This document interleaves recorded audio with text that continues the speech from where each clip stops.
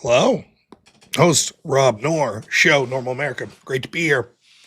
Most of the people that would normally watch me at 10 o'clock are probably watching my friend Andrew Wilson right now. But I figured I'd come on a little this evening and just talk a little about the drama of the day, get it behind me, and then move forward with the politics, the culture, the debates, the this, the that's, the others as we go forward. So, a lot to talk about the old drama. Oh no, I'm not going to join on an Andrew's show. I know that he's talking about it. I was downstairs watching it. I thought he will talk about what Andrew was saying about me, but thanks, Orthodox. I appreciate it. What's up, Naughty Germ? Thanks for the $5. So we covered this a lot today. I heard that and Sarah's maybe 10,000. It's very. We'll talk about Andrew's takes on this. And more about the awesome power of the panelverse. The fear that, oh my gosh, the fear, the power of the panelverse. Thanks, everyone. By the way, thanks everyone that's a new sub. I'm getting a lot of new subs. I assume all channels tonight are picking up a bunch of subs. Everyone that's streaming. Picking up probably a bunch of subs. I'll probably be on for an hour or two. What's up, Project VOPD? Yeah, Project VOPD. What I call him VOPD. But we'll talk about some of that. First, I would like to explain a little bit about my evening before we go there. I was streaming late into the day, later than normal. And then, as you know, my son had his Fall Fest Halloween party at his school. And it was one of the best things I've ever seen with my son. I could not be happier about the whole situation. They hired this guy that's like a kids party DJ. So he does like the chicken dance with all the kids, and he does like they got limbo. But it's so funny. The limbo is just like a pool noodle they have up. My son's short enough that he could just walk under it. It was pretty funny. But they had bubbles. We're playing like SpongeBob song and stuff. It's a lot of fun, man. It's a lot of fun. And he absolutely had a great job. He was amazing. Having fun with his friends. I love watching my son interact in an environment where he gets to show me. He's showing me around his school. He's showing me his friends. It was very cool. So I couldn't be happier with this evening. And from there, will tell you. I don't know where to start. So I'll give a quick rundown, as I did this morning, of what's going on. First off, Andrew Wilson, great friend, one of my best friends, definitely my best friend that I've met online. Had the pleasure of meeting him for the first time after knowing him for years. I remind you, if you're just tuning in, if you're from Andrew's show, the first time me and Andrew interacted, we were motherfucking each other, and back in the old politically provoked days, you motherfucker, blah, blah, blah. Sarah recommended me, cool. That's it. That's how we're men. You motherfuck each other, walked away. Good debate. Debated each other several times. Been good friends ever since. Talk a lot behind the scenes. I don't know that, other than I assume Andrew's family, I don't know anyone that has as much admiration for what Andrew's done in this space than me. Partially because I've been in space roughly around the same time as him, and I have seen just how damn impressive it is of what he's built and what he's been able to accomplish. I have one thing going for me. Well, I got a couple, but I'm a good debater. Andrew's a good debater. Andrew's one of the best debaters. But he's also an amazing planner, coordinator. He has an eye for building a community like I've never seen. I have everything that my channel is right now when it comes to the growth that I've received since I've gone full time. Everything is literally either directly modeled from Andrew's channel or through him telling me to do things that are slightly different in person, telling me what to do. So I owe 90% of my channel's success to Andrew. I toiled away for years. Andrew used to tell me shit. He'd be like, listen, dude, what are you doing? Like, you're getting blacklisted. These fuckers are screwing with you. You're getting mass reported. I didn't believe it. All of a sudden, bam, 13 videos removed. 2 community strikes within a 10-minute period over nothing. He said, you got to be careful. You got to be careful who you're going on with. These fuckers are trying to take you down in this because I was sort of on the Twitch politics sphere. I'm naive, man. I'm doing the, while I was toiling away at a home healthcare job, Andrew took a chance on himself, which is another thing that I think is so impressive, that he really took a chance on himself and built what he has. And he's one of the biggest streamers, conservative, and I don't mean biggest monetarily. I don't mean biggest viewers. I mean biggest in that even people that you would say arguably have more of a reach than Andrew are literally taking Andrew's philosophy and talking points and running with it. Watch Matt Walsh talk about trans issues or something. That's Andrew. Talk about feminism. That's Andrew. He is saying stuff in the space and has been saying it for 3 years that people now are just willing to say in the mainstream. Andrew Wilson, one day, while I'm doing home health care, working fucking 100 hours a week. I'm not joking you. By the way, I did work 100-hour weeks because I had to be at work 24/7 at least half the week. I did home health care with adults with disabilities. But even when I got home, I had to do trainings. I was the supervisor of the house, well, team lead, de facto supervisor. So I ended up doing all these trainings and stuff. So even though I didn't get paid for my sleep shifts, so if I was there 3 or 4 nights, that was 32 hours I didn't get paid because it was sleep shift. But if you look at my pay slips, I'm making like 85 hours. That's how many hours I was working. Long story short, not to get into it, I would stream when my sleep shift would start, and I had a really bad day at work. And the gentleman that I take care of primarily was having some rough health outcomes. And it looked as if I would probably not be able to continue that line of work anymore. Because the nature of it is, if you do healthcare and the person that you're taking care of needs a different level of care that I can't provide, then that's it. So I was bummed. I was like, fuck. So I did a stream and it's like, hey man, prayers to my client that I take care of because the health is looking very poor. And I was like, I don't know what's going to happen like with my job and shit, but we'll make it work. 5 minutes after I get off stream, Andrew texts me, hey man, you got time for a call? I said, yeah. What's going on? So I talked to him. Here's the thing. There's certain things that you can't talk about on air that you can talk about behind the scenes. So I give him a little more details that I wouldn't be comfortable talking about on air, just the specifics of my job, etc. He's like, come work for the Crucible. And I was like, I don't know, man. Like, he's like, how much would it cost? And I was like, man, my number one duty in the world is to provide for my wife and for my son. And my lesson, hey, look, it's Modern Men lost again. How you doing, bud? Hey, you guys did a great job last night. You guys did good. Great job. Modern Men's one of the guys that called in last night to troll me. He did great. You guys really accomplished your goals. Man, the Panelverse. Whew, you guys crushed it. You guys crushed it, Panelverse. You did it, man. Loving it. You guys really did it. Anyways, I'll finish my story and then I'll deal with the trolls. And he was like, yeah, well, let's work something out. And we did. And I've been working for the Crucible ever since. But not only that, I was able to stream full time. And Andrew used to tell me, like, dude, you could make it as a full time streamer. I'd be like, bullshit. You're just saying that because you're a friend. You're being nice. But he's right.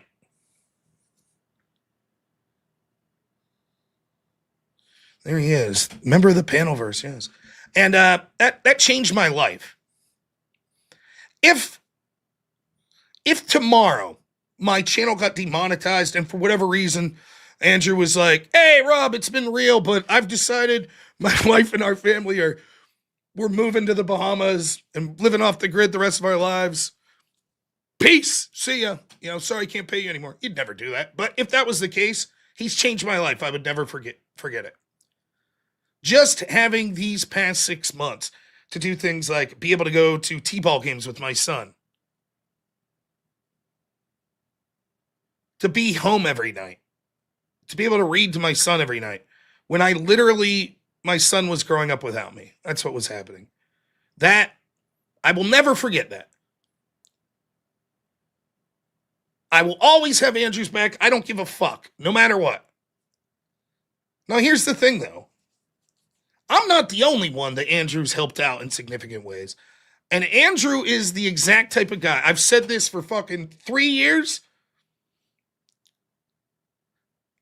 So many people portray themselves as these nice, friendly people online, and then they're pieces of shit that can't wait to stab you in the back. Andrew's a guy who portrays that people at least pretend is portrayed as this asshole, terrible character who's the nicest guy in the world behind the scenes. I've said that for years. I was like, it's like he inverted it. Everyone else is, oh, you're the best, you're great. Can you do me a favor? Can you do this panel for me? And then they're fucking you behind the scenes. Not Andrew. Andrew used to give me shit. Rob, why don't you, would you be interested in going on some bigger shows? Sure. Then why aren't you? I don't know anyone. Why didn't you ask me? Because I don't want to bother you. What the fuck's your problem? You want to get on a bigger show? Let me know. Let's do it.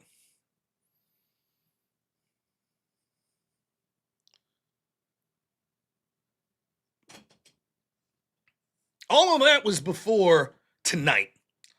And what Andrew did tonight was probably one of the kindest things that anyone has ever said about me. Not only talking me up to his audience, but unquestionably like, yeah, fuck it, I got your back. That's it, fuck it. Andrew says I'm a better debater than him. That's not true. There are certain topics that I could debate better than Andrew. I was hanging out with Andrew a couple weeks ago, and I bet I sat there silently and listened to him talk to me about the Orthodox faith for probably 3 hours. There is zero chance that I would have any remote chance in a philosophical debate or religious debate with Andrew. There's some political normative politics debate that I'd probably beat Andrew. Like if we're debating like tariffs or something like that, maybe. But anything when it comes to the philosophical, believe it or not, I am just a dumb redneck. I don't really think that way. I think just like, I don't understand philosophy that much. I'm more the kind of person that's like, oh, something needs done. I guess someone's got to do it. That's it. Not like, well, why? But I can because I debated in college. But it's very kind of him to say that. It really is.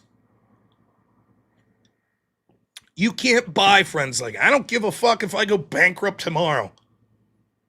I don't give a fuck if YouTube cancels Andrew Wilson's show and all the other platforms follow suit and they say, Rob, if you continue to be a member of the Crucible, then you lose your show too. I'd say, all right, fuck it. Take her down. I don't give a fuck. I'll go back to work at healthcare. We'll play digital poker with Andrew every fucking weekend or something. I don't give a fuck. Whatever.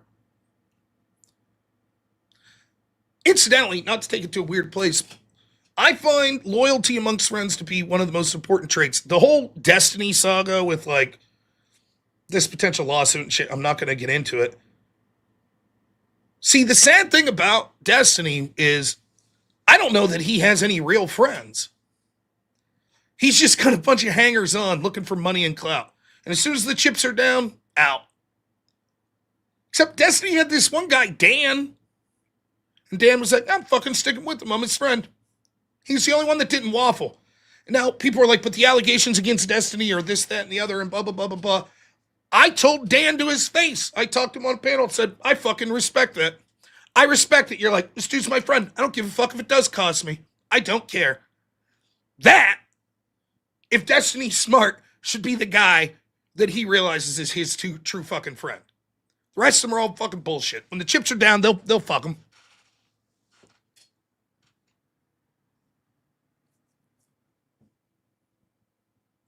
But Andrew's not like that. Everyone that works for the Crucible would tell you.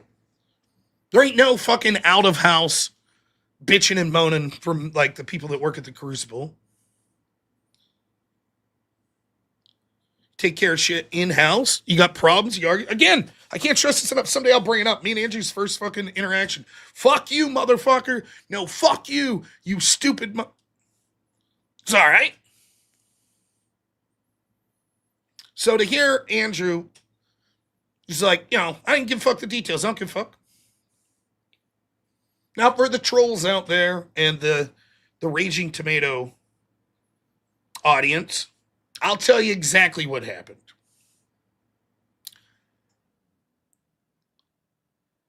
Sarah and me have been a little chippy with each other for a couple months, I guess, ever since I debated this RTP guy. She wanted me to apologize because I brought up his kids. I didn't bring up his kids in a ridiculous connotation whatsoever.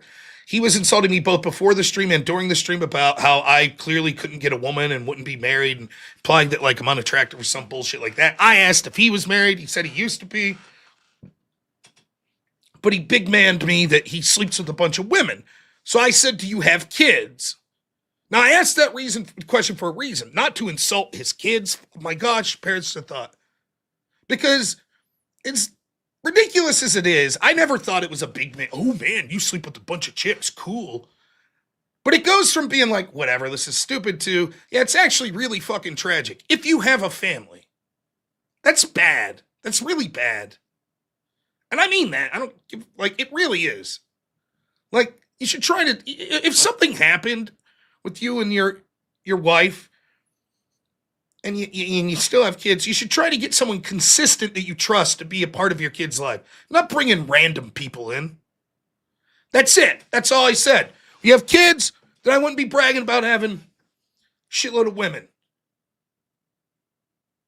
Why don't you settle down and find him a mother? That's it.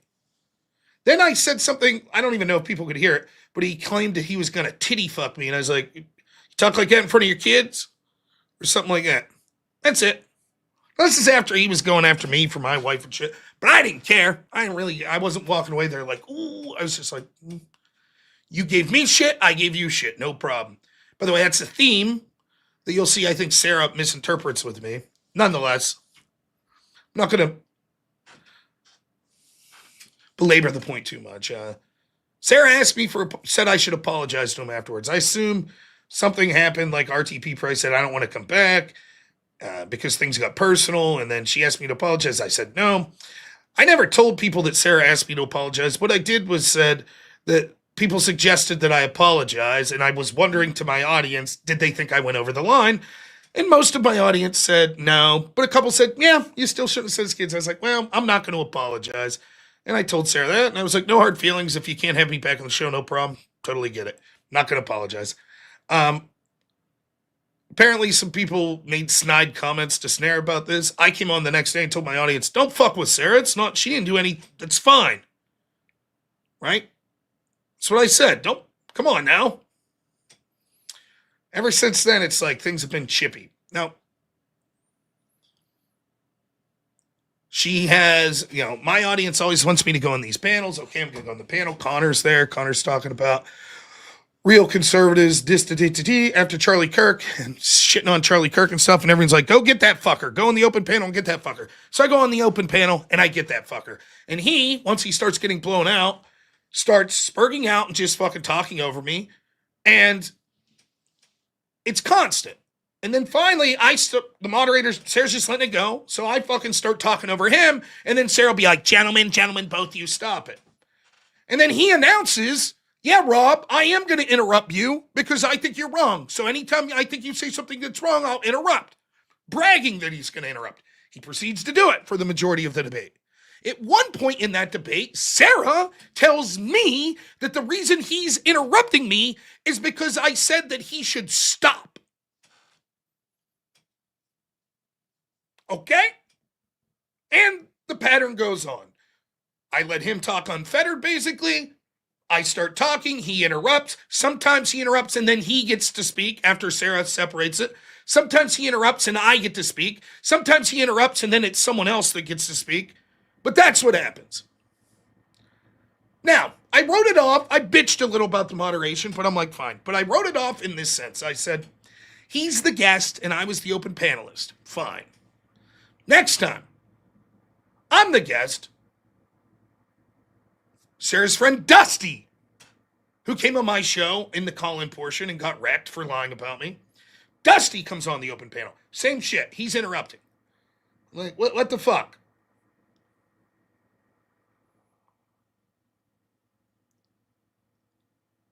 Now I'm like, why does this make sense? Now, here's the thing, right? Sometimes you have to know where your bread is buttered. Right? Do you think for a second Sarah would have let someone talk over Andrew Wilson like that? You think for a second? When she knows the majority of the financial donations I get are probably members of the Crucible. You think for a second? Of course not. We all know it. She gonna leave Connor talk over him like that and brag about it. She gonna leave Dusty talk over him like that and brag about it. By the way, that's okay. And I'm no Andrew Wilson. I'm not bringing her in the views and money that Andrew Wilson is. And it's kind of a smart business move. Don't shit where don't fuck over the person that's helping your channel out the most. I totally get it. I promise I'll get to all the super chats. I will. I get that. And I'm not Andrew. Perfectly fine. But at some point, and I mentioned this morning, I'm fucking better than these stupid ass losers. I don't need them. I don't need to go on and talk to these fucking no-name losers that I've wrecked in debates over and over again. I don't need it. And if the game's going to be, oh, we know, we'll just keep interrupting Rob, and Sarah will just sit there and let it go, and then when I'm like, what the fuck is this? Are they going to shut up or whatever? Sarah's going to be like, Rob, you asking them to not interrupt is why they're interrupting. I don't need it. Now, am I wishing Sarah any ill? No. After it happens enough, I'm like, you know what? Hey, my name's robnoerr. Channel's Normal America. Thanks for having me. I'm out. Oh, the trolls. Rob, rage, quit, blah, blah, blah. It's not worth my fucking time. I could think of 1,000 things that are more productive that I could be doing or more entertaining than fucking letting some nobody fucking shout over me while I can't get a word in edgewise. That's it. Done. Don't give a fuck. In that same panel, Dusty's buddy, Brick, I think was his name. I was like, we're going back and forth. I'm like, can you answer this? He's like, no, I refuse. And I'm like, well, then fuck it. Either he goes or I go, because what's the fucking sense of being here? If I'm the panelist and the people that are arguing with me are like, nope, we refuse to engage. I don't do well with ultimatums. I'm like, if it came out that way, I didn't mean it as an ultimatum. I meant, why the fuck am I here if they're going to be here? I have nothing to say. All right. I left the panel, did a little grifting. By the way, something Andrew taught me to do by the end of the night. Try to get that super chat goal if you have it. By the way, it's a weird thing. It's counterintuitive. You would think, oh, you're doing a really good debate. You got a really good monologue going. You make a lot of super chats, but usually it's when that ends and you're like, come on, you fuckers. That's Andrew taught me that. So anyways, I come back and I'll admit, I was like, I think that fucking moderation sucks. I think that fucking sucks. What the fuck? I'm just getting yelled over. Whatever. Anyways, no hard feelings. And I don't give a fuck, right? I can't help that some people in my audience also thought that the fucking moderation sucked. So apparently they said something to Sarah. I'm guessing. I don't know. I don't watch her channel.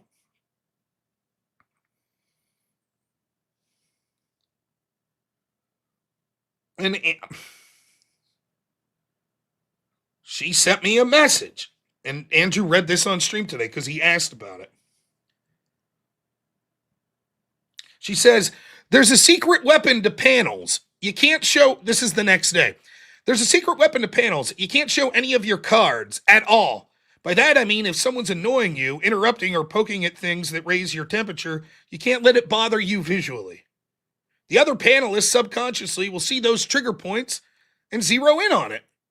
They do it every time to you. You're an easy target. It's unsolicited advice. I'm aware. But the best tip I could give you is to stop reacting to their pokes and prods. Open panels are meant to be fun, lighthearted, and relaxed. They have to be that way or else they wouldn't be so fun and inviting to anyone. Witty banter plus topic discussion equals a great panel. you often enter them very harshly and seriously and demanding. I've noticed you take insults very personally. And that's what they'll run you out. And that's why they'll run you out every time, because it's a killjoy to everyone else. Why is this guy taking things so serious? You gotta laugh at the digs, talk through the interruptions, and roll with the punches. Everyone throws their punches, takes the hits, laughs, and comes back the next day with a clean slate ready for more. Trash talking about an open panel being too chaotic is like complaining that the sky is blue. They will always be chaotic. You can either handle them or you can't. Now, when I received that message on October 8th, I was fucking livid. I was like, you motherfucker. Who the fuck are you? You want to know what I thought when Sarah sent that message? You want to know what I wanted to say out loud? I wanted to say, what the fuck are you? What do you do? Moderate poorly? You're one of the dime a dozen fucking people that bring on panelists that let them be the entertainment? Because you're incapable of doing it yourself? By the way, there's nothing wrong with that. But don't get it twisted. I don't need your fucking advice. Who the fuck are you? That's what I wanted to say. But I have a tremendous wife. And I was like, can you fucking believe this? And my wife said, Rob, take a breath. Don't respond for 24 hours. Then you say what you want. But you should probably wait 24 hours. And I did. And I'm glad I did. Because I didn't respond to her. Instead, I came on my channel. Because every night that there's an open panel on Sarah's channel or anywhere else, my audience is like, go on the open panel. Go on the open panel. Go on the open panel. So I had to explain to my audience why I would no longer do that. And you go back and you can watch what I said. I said, listen, I've been frustrated about the moderation on Sarah's channel and other open panels because I wasn't trying to make it just about her. And I was like, but I was messaged by someone that informed me that I'm looking at the open panels all wrong. It's not supposed to be a serious debate. It's supposed to be like a shit show, like a Jerry Springer shit show. And that's fine. If that's what people like, fine. But it's not for me. That's it. I said, so I'll continue to do a debate that Sarah moderates, but I won't do the open panel. Done. Now, to the rest of what she said about I take insults very seriously. Why? Because I give it back? Because if someone says, like, you're a fat fuck, and I'm like, dude, you look like dudes bend you over. It's like, well, you're taking that seriously. What are you talking about? The only thing that it looks like I take seriously, because it's true, is when stupid fuckers keep talking over me. Over and over. The insults, I don't give a shit. I just don't give a shit. You call me a fat fuck, this, that, and don't bother me at all.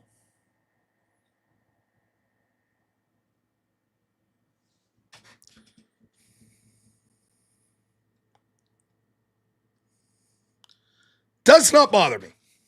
So I don't know where she gets this. Well, you're an easy target.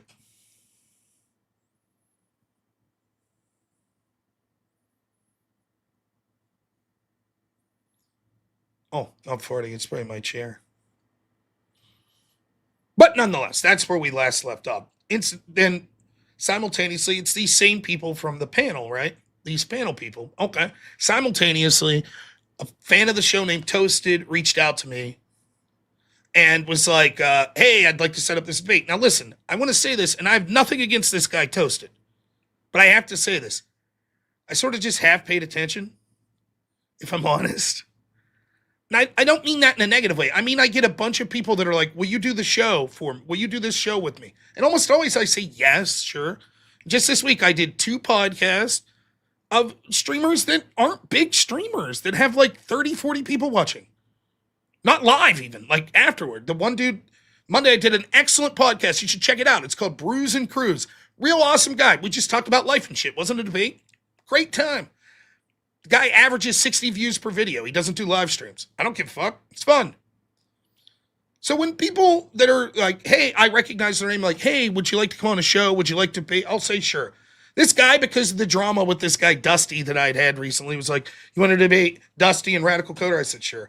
You debate with this Trippie guy? Sure. Who should mod? Blah, blah, blah. Sarah? I was like, I don't want Sarah to mod. Is there a problem with you and Sarah? I was like, no, I don't want to talk about it. All right. And then it sort of got lost in the shuffle. And I saw that he kept messaging me, and I just basically ain't saying anything. And he's like, it's going to be blood sports. And, I told people that, like, the topic's going to be the Insurrection Act, but it can go anywhere. You can get into real personal shit. Okay, that's fine. But I thought it was going to be a debate. That's what I thought.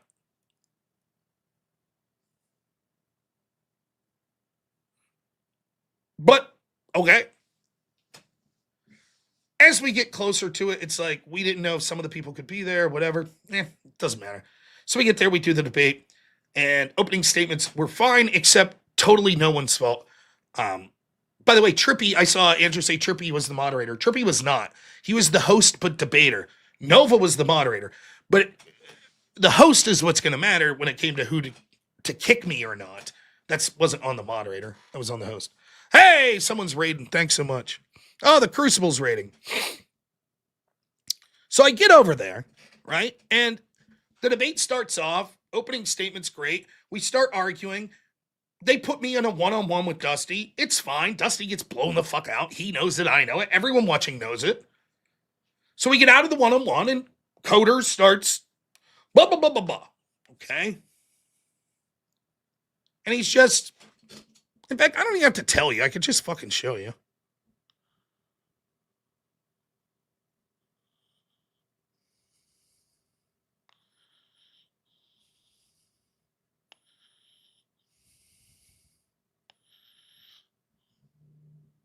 Make up your own mind.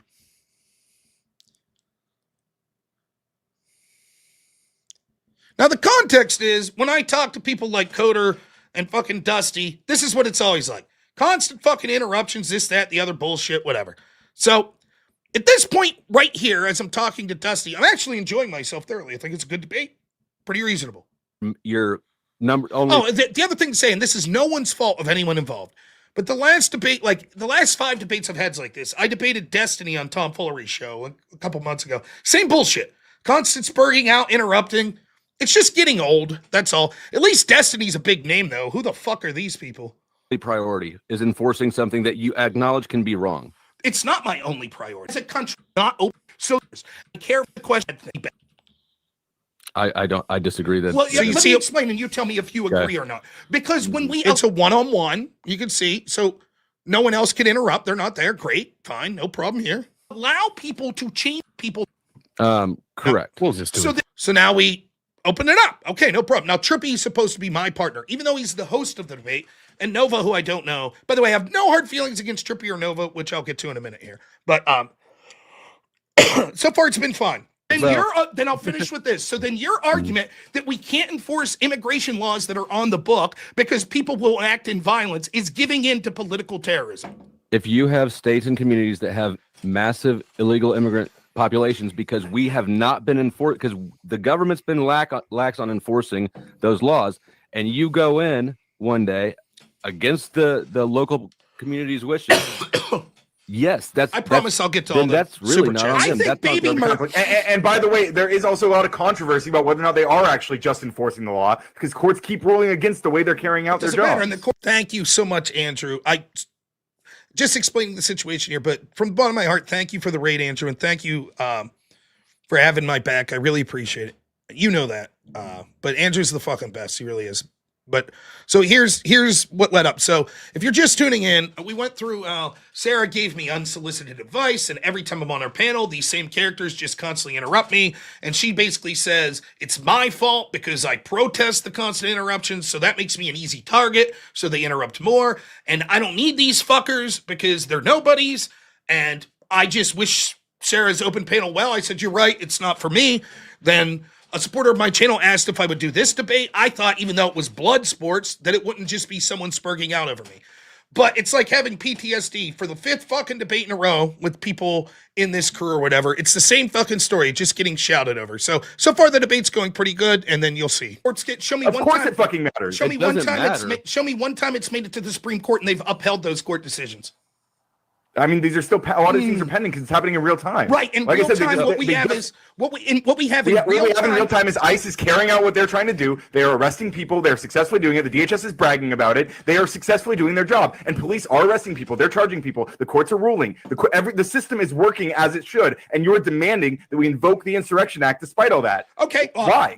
What we see in real time is the courts are being activist and ruling decisions that they absolutely 100% know. It's rulings you disagree with. You're alleging they're activists because you don't like the rulings. You don't like the rulings, so you call them activists. I understand the You're a crybaby. I understand the need to spurg out, right? You've been talking for the past 10 minutes. I haven't even got to be up here. So what?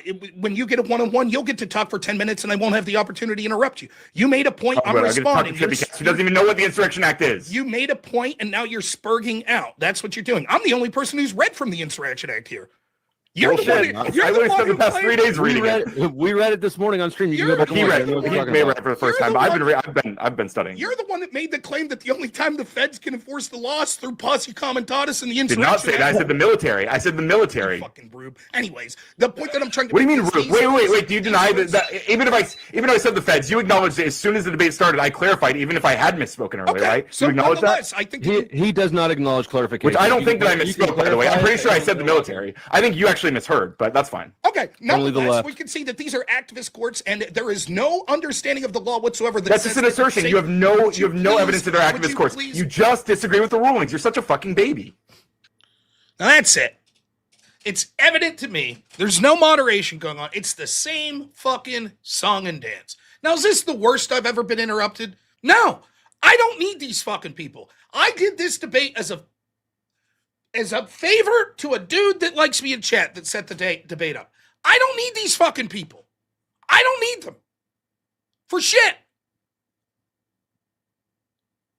And I'm not, here we go again. Same fucking shit. I'm just going to get spurged out on, interrupted, the whole fucking debate. Again. Now, I have said on my channel for quite some time, I'm a pretty good debater. I have no fucking clue. I have no clue what the strategy is at this point. I don't know. I've tried damn near everything. I've asked the moderator. When I ask the moderator, people like Sarah tell me it's my problem. That I'm appealing to the moderator. That's putting a target on my back. People say that's a bitch move. I've said, hey, fuck you, peace out, I'm leaving. That's a bitch move. That's rage quitting. I've suggested people putting timers on. People are like, oh, appeal to the moderator. What a bitch. I've shouted over them. Wow, Rob, you look like an unhinged asshole. I thought you were supposed to be a good debater. These fucking people can't debate. They know that if they have a radical coder, one time, I was on a panel with him, and I was talking about the double standard between how the law was enforced between the Trump team versus the Hillary team and the Biden team.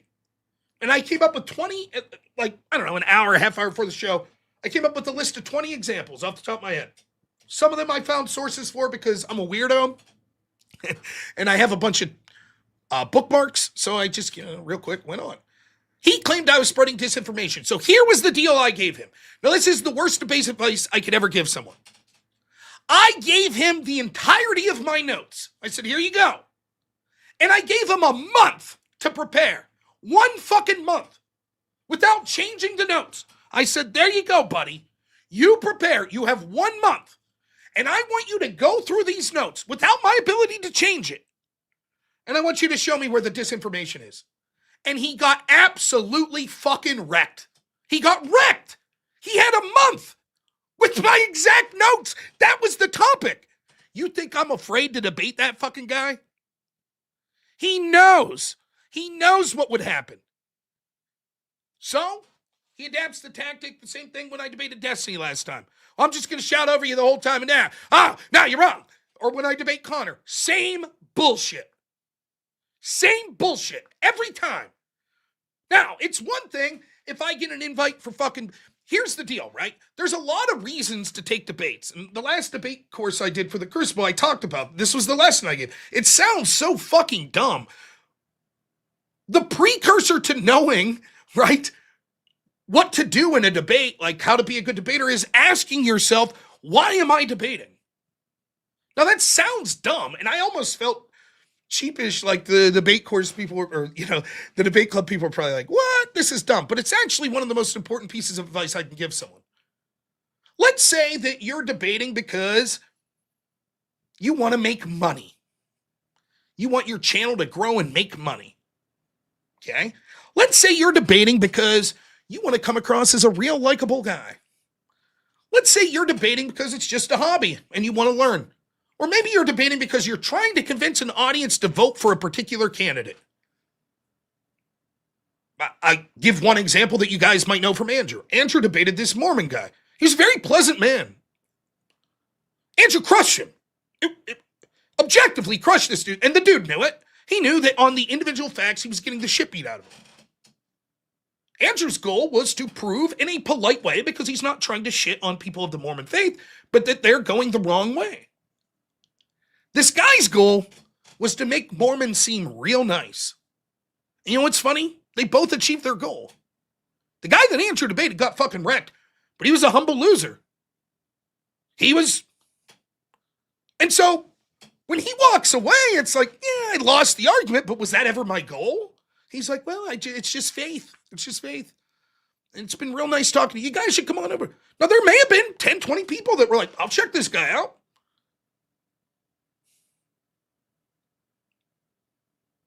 Why do I debate?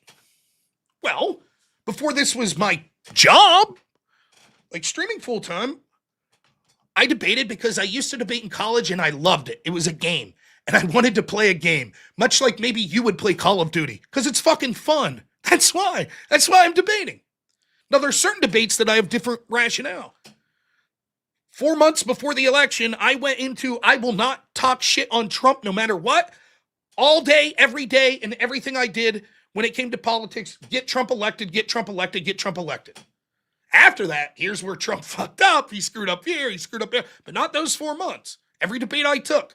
And you can see my debate strategy is markedly different.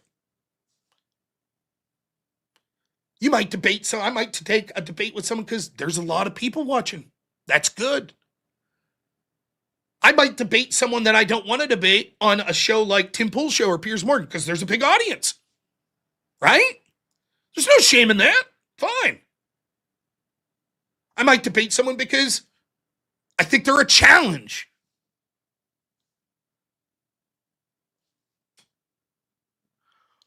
Why the fuck would I debate these jokers? They bringing in an audience? No. They a challenge? No.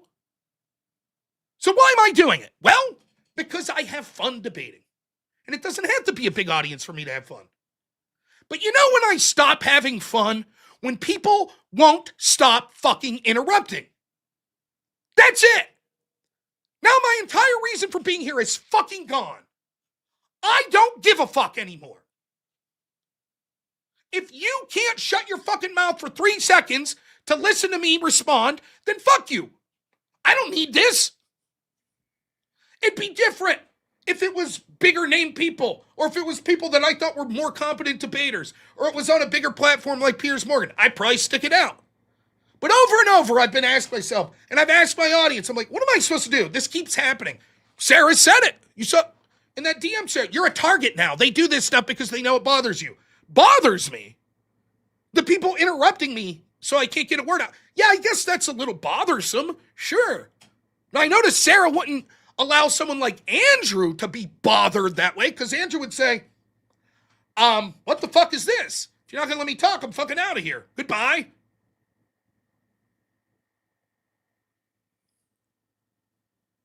That's it. So it's at this moment after Ryan is showing that he's going to interrupt, and I'm like, here we go again. We're 20 minutes into a 2-hour debate that it's going to be me the entire debate going, let me finish. And then they all get, Rob's getting more upset with it. I'm done. So I say this. I'm going to refuse to speak while people interrupt me. I don't give a fuck. I'll sit here silently. Cool, that's fine. Awesome. Then that means I get to talk more, right? Okay. So I say, then I'm going to refuse to speak if people are interrupting me. I'll sit here silently. My opponent says, cool. That's more time for me to talk. All right? Now, I'm thinking right now, well, what am I going to do here? What's the plan, Rob? And I don't know right now. Cool. So again, the system is working. Police are arresting people. Even the ones who assault officers, they're being arrested. People are being charged. People who are committing crimes are being arrested. The system is working as it's supposed to. The Insurrection Act is... And now I know what I'm going to do.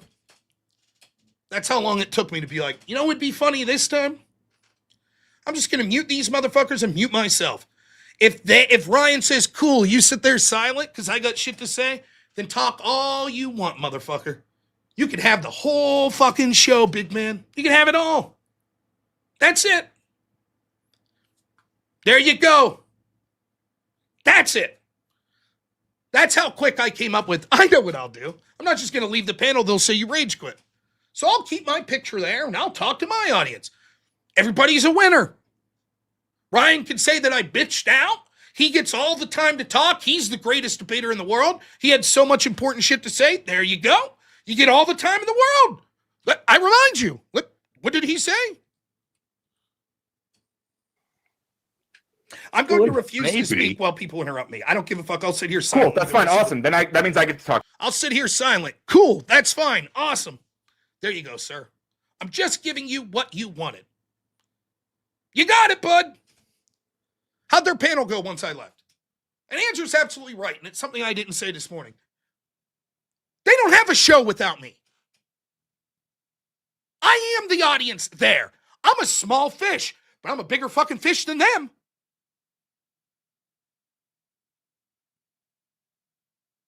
If I get like Sam Cedar to come on and debate me tomorrow, you think I'm just going to spurg out and interrupt him the whole time? So he's like, you know what, man, I don't need this. I got a way bigger audience than you. Go fuck yourself. That would be real dumb of me. But there we have it. So that's it. That's what happened. In a vacuum, if you just look at that and say, that's not the worst interruption I've ever seen, totally true. Other fair criticisms, you could have handled it better. You could have done something else. It's true, I could have. I don't, some people might be disappointed that I was like, fuck you. My point was, you asked me to be silent because you wanted to keep interrupting because you had so much to say. Okie dokie, I'll be silent. Now let's see how well your time goes. Let's see how much fun you have, and let's see how many views you get. Good luck. That's it. Now, Jake Rattlesnake raids me, so I'm feeling a little mischievous because I like fucking with Jake. Jake, what'd you think of the next move here? What'd you think of what I did next? Oh, well, maybe Jake wasn't that impressed, but he raids, and I'm like, oh, I just did the extravaganza earlier with Jake, and we were playing a clip from this guy that does these ShamWow commercials, right? And that guy might be coming on the extravaganza next week. So they're messaging me in the back. This toasted guy's messaging me. He's like, they'll bring you back up. They'll do 2 minutes. You talk 2 minutes, then them. I say, okay. So they bring me back up. And I just basically say, hey, Trippie, I'll make it up to you, man. Sorry about this. But, you know, clearly Radical Coder has so much to say. And what could I even say? So I just wanted to mention that Vince, the ShamWow guy, might be coming on the extravaganza next week. So I wanted to read the famous ShamWow commercial. And that's what I did for a minute and a half. And then they realized, like, oh, this guy's fucking with us. That's true, I am. Yes, you nailed it. You're right. I am fucking with you. And that's what happened. So that's the whole story of what I did yesterday and why I did it. Tired of fucking people speaking over me. I don't need these fucking people. The only reason I'm there is for my enjoyment and hopefully the enjoyment of my audience. It's not enjoyable to me or them if people are just spurging out talking over me. Moderators weren't stepping in. I wasn't dealing with it with another night. I said, I'm going to sit here quietly until you stop interrupting. They said, great, then sit there quietly. I said, you got her, dude. You get exactly what you asked for. That's it.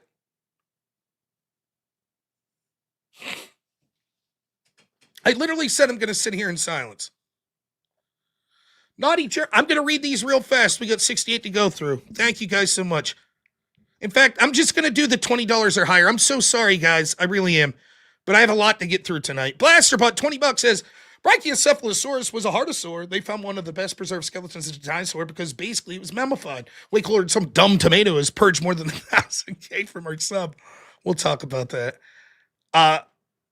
Flavius, $50. Thanks so much, man. Really appreciate it. It says stay goated.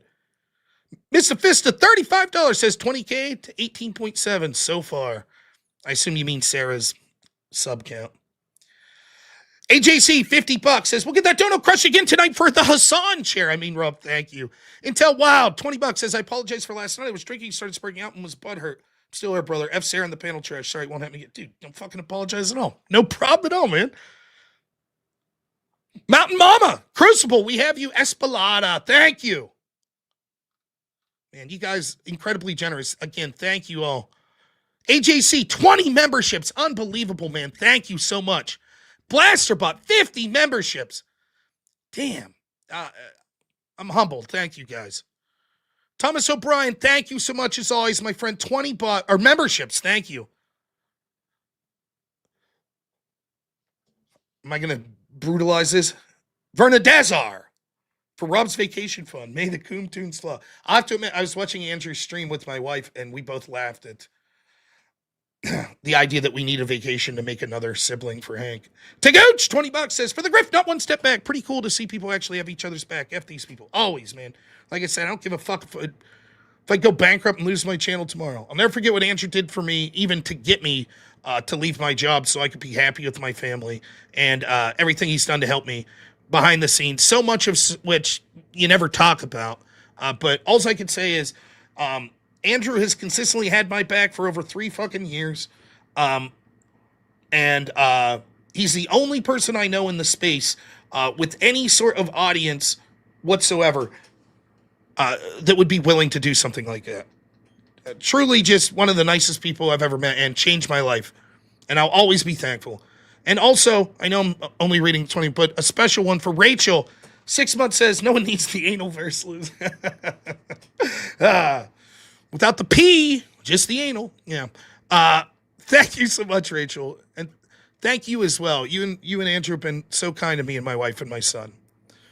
Devin Gris, thank you. 10 gifted memberships. I hope people will accept my apology that I'm not reading the smaller donos just because I got so much to get through. I'm so sorry. And you guys are being incredibly generous. Sith Pilled, 10 memberships. Thank you so much. Shane, ASR, 10 memberships. Thank you. My good friend Drunk Batman. By the way, did you see I got my... that you made? I don't have it. Obviously, I still need to get the brace up there. But thank you. $50 says, fuck these backstabbers. You're the GOAT, bro. Thank you. And then gives 10 memberships. Thank you so much.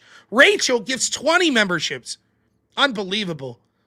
Devin Grizz, thank you, man. $20 says, Rob, you may have dropped this 20 while your debate skills caused the panel verse to collapse itself on itself like a dying star. Thank you. I still haven't ever debated someone into Bell's palsy like Andrew, which I think may be the single greatest debate feat I've ever heard of.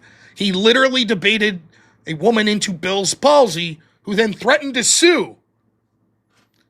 I don't give a fuck what you say. I don't care if Andrew loses every debate from here until the end of time after that. That's a fucking achievement, man. Look at this guy. Baron Morris, thank you so much, man. $100. What a fucking legend. Says, Rob fucking Noor, don't change, bro. Go hard. Thank you, man. I appreciate it. King Speech, $20. Thank you. Says, if it's not you, Andrew, or Jim Bob, I don't even bother anymore. Jim Bob. The only thing about Jim Bob, that motherfucker, everything I do that tries to be funny on this show, people are like, yeah, Jim Bob does that better. Like, if I get my goal, I go, oh, I'm supposed to do this anyways. I go, go!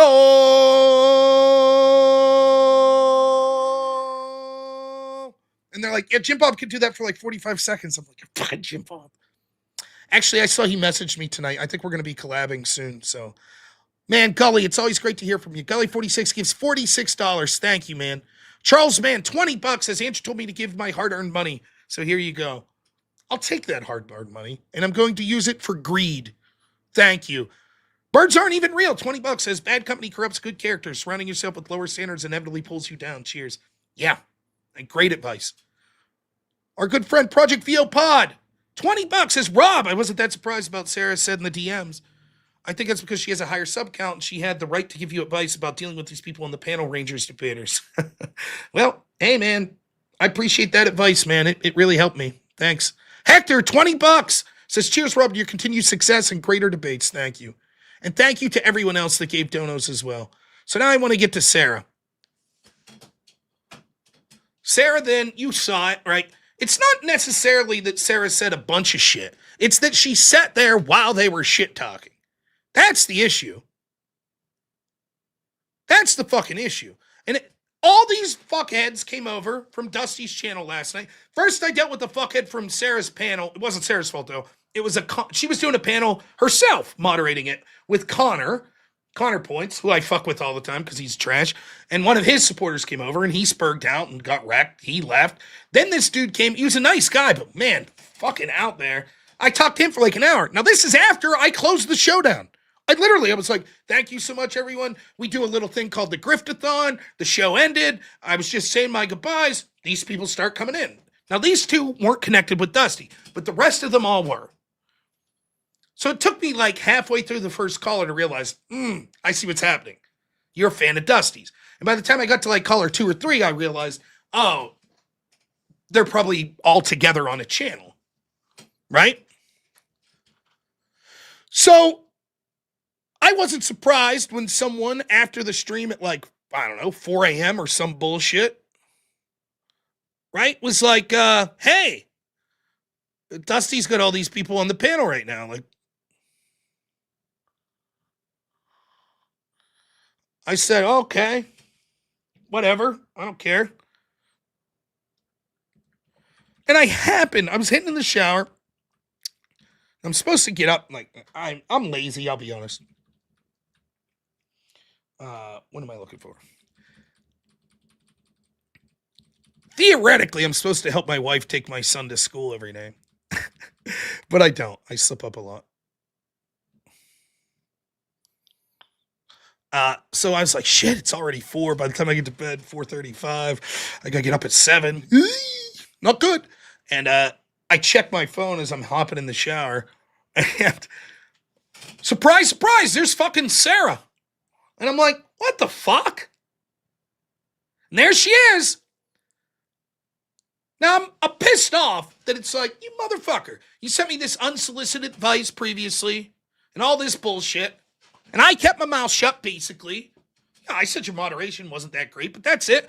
Ask my channel. I was like, hey, I wish Sarah the best. Not for me. Open panels aren't for me anymore. Good luck to her. And I always talked to her up. I said, I want people that are right-wing. This is something that Andrew and me have in common. We want the right to win everything. Everything. If we have a streamer with 2 followers, we want them to fucking crush the left-wing streamer with 2 followers. That's how we feel. So when it comes, you're going to have people that do panels and shit. We don't want the fucking left-wingers to have the best panels. We want the right-wingers. It's not something I'm interested in doing, having a panel. Good for Sarah. To this day, I think Sarah does a good job at setting people up. Like, it's a fucking pain in the ass to contact multiple people, to get a topic lined up, to get the people on board, blah, blah, blah. That's a pain in the ass. I think Sarah does a fine job with that from what I've seen. I think she's a terrible fucking moderator. I think, yeah, not to get into it, but. So she's giving me this advice. I'm like, what the fuck are you doing? And there's nothing I hate more than like this fake, like, let me help you out. Like from a place of condescension. Fuck you. Who the fuck are you? What are you talking about? Oh, thanks so much for your help. Thank you. Wow, I didn't think of that. Here, I thought the panels, even if they were supposed to be fucking a little more loose, you were still supposed to be able to hear each other. That's what I thought. Not just talk through it. All right, though. But whatever. I didn't say anything. Now, if I would have while I was showering, turned on Dusty's panel, and it would have just been Dusty and these goofs, all right. I'd have probably started my show today before the call-in show and been like, oh, man, big fucking Dusty, these trolls. Yeah, I'm done dealing with these fucking people. Anyways, moving on. But there I saw Sarah. Now, I'm just going to say this.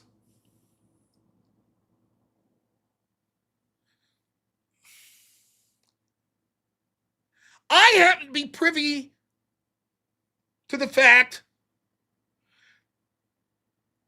that Sarah and me may be working together in the future on things like DebateCon or other projects. So I'm like, why the fuck would you, why would you do this? Why would you you got something to say? Come say it to my fucking face. You're going to go on a panel for 3 hours. She sat in that fucking panel. Because I went back and checked. 3 hours? You sat in that fucking panel while they talk shit on me and you're yucking it up and all that shit. Then they intentionally sent trolls over and you sat there the whole time? 3 fucking hours? Okay. Fine. But this, I saw this about 30, 40 seconds after I fucking turned Dusty's video on, and I about died of laughter. In fact, I woke my wife up laughing from the bathroom. More right? Okay. That's not right. It's this one. Like a joke, get treated like a joke. Well, I think this is what happens when people fuck with the panelverse that way. Right, if you're not a panelverse person and you come in and you try to fuck with the panelverse people, like they will all band together. Like you just can't do that. You can't go around to panelverse shows and flip out on. Now, I want to be clear here. She's not just talking about last night. As I said, she sent me a message on the 8th saying they target you because blah, blah, blah. And what I didn't mention was Dusty came on my show on a call-in and got fucking schooled like the goof he is. So what Sarah's talking about is, well, I've been fucking with her friends on her panel, what she calls the panelverse, and they're all going to stick together. So, hey, you got to know. You start going after them, they're all going to brigade your channel. Okay? But listen what she says next. Go around to panelverse shows and Plural. flip out on hosts Plural. and get mad at hosts Plural. or fuck with host shows and do that kind of stuff and then expect everyone to turn and look at you and be like, oh yeah, come on back. In other words, she's saying her, that I fucked with her in her show. Why? Because I said her moderation wasn't very good, but that I respected her and wanted things to go well? Because at one point I was frustrated when I'm getting fucking spurged over and someone says, nope, I refuse to answer what you talk about. And I said, well, it's me or them. There's no sense me being here. That's it? Oh, well, you fucked with the panelverse, sir. Okay. You know, like I think he doesn't know the power of the panelverse.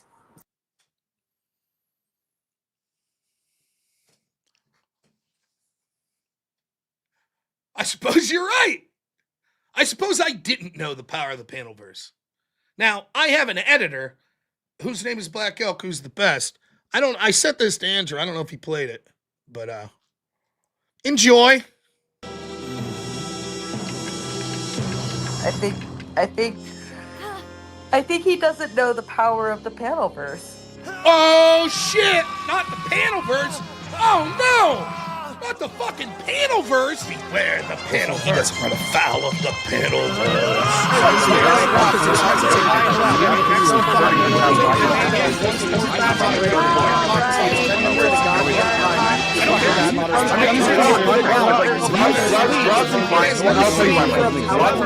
Who could know the great Sarah Tomato? The power she wields, the power of the panelverse. Very good. It's over 9,000! Oh man, don't fuck with that panelverse. You fuck with one, they're all coming at you, baby. Okay. So, now here's the thing. I appreciate Andrew having my back, and I appreciate the people in my audience that were like, fuck this. Here's the thing. I'm a petty asshole. I'll fully admit it. I'm a fucking petty asshole. I can be professional. I can say fuck you and be petty and still work with you. And I assume that would be the case. That if I said shit just about Sarah today, I'd still see her at DebateCon. And I'd be like, hey, what's up, Sarah? I wouldn't be her fucking friend. I wouldn't go out to dinner with her. But if they need help, set up some chairs, get this set up, we need someone to fill in for a debate, no problem. I'd do it. I'd be professional. Now, when she gave me that passive-aggressive bullshit about the advice,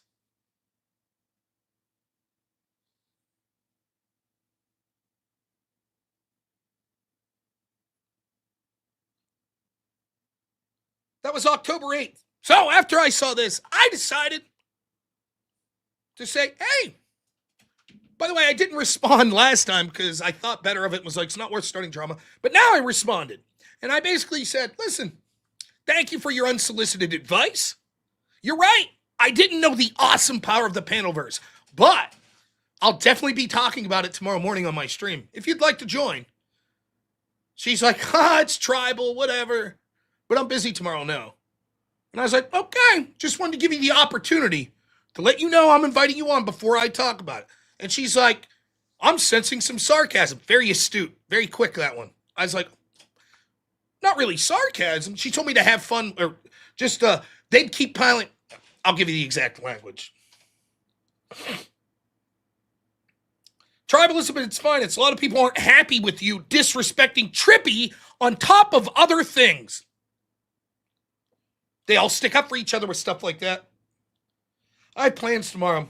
I recommend laughing it off, or they'll just keep poking. That's good advice, Larry, or Sarah. So I told her I would laugh. I was going to laugh a lot.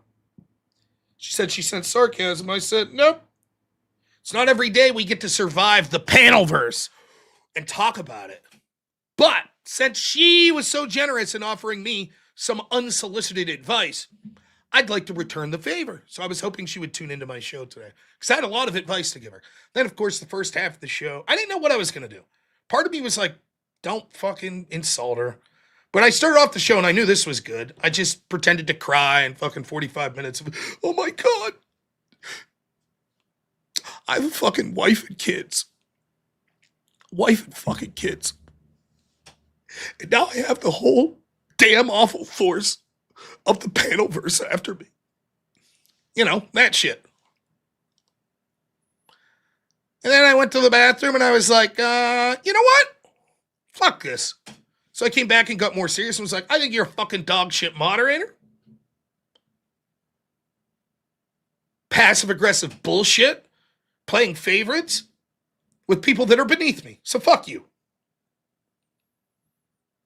Now, I'll say this. I said it then, I'll say it now. I think there are things that are more important in life than what I do here. Being a good parent. Just being a good person. And I have nothing that I've seen from Sarah that suggests that she's not a good parent and she might be a very nice person in real life. I don't know or care. But this is, at the end of the day, petty online debate bullshit, drama bullshit. That's what it is.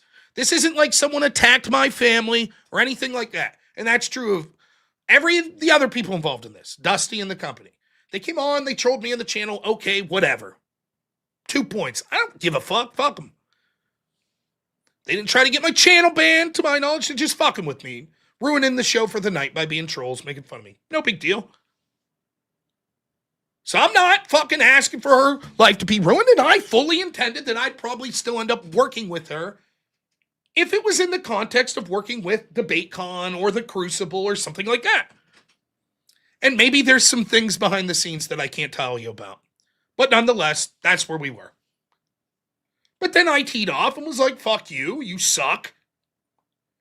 You're one of the most replaceable people I've ever seen because you're one of a fucking million that rely on other people for your show's entertainment. You don't do anything.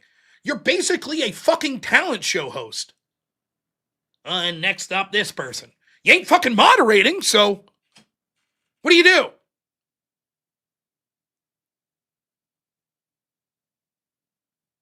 And that's fine, by the way. You just gotta be nice to the talent. That's all. Now I know I'm a small fry. I mean, I'm bigger than Dusty, but she likes Dusty. Dusty's part of the clique. Connor, I guess, is bigger than me because he's buddies with Destiny, so he gets to big time me. And I don't give a fuck. I don't care. I fully understand that the bigger person sometimes gets priority over the moderator and shit. That's fine. But I don't give a fuck. That's what I say to that. I don't need your ass. See ya. Fuck off. I don't care.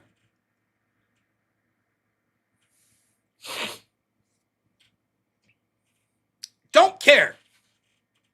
So that's it. That's where I left it. I made fun of her. We stayed until 3:30. Got a lot of money. Broke my dono goal. Not as good as night shift here. But we broke the goal. Had some fun. Ended the stream. Went to my son's Halloween thing. Now, I happened to notice that the fantastic Rachel Wilson was watching my show this morning. She's like, wait, what? I put the link. I was like, yeah, this stupid fucking idiot. That's what she's doing. Talking shit to me, helping people troll me. Fuck you, panelverse. By the way, that's the best part. That's so fucking cringe. The panelverse. How fucking smug do you have to be? Well, us in the panelverse. People just don't understand our power. No! No!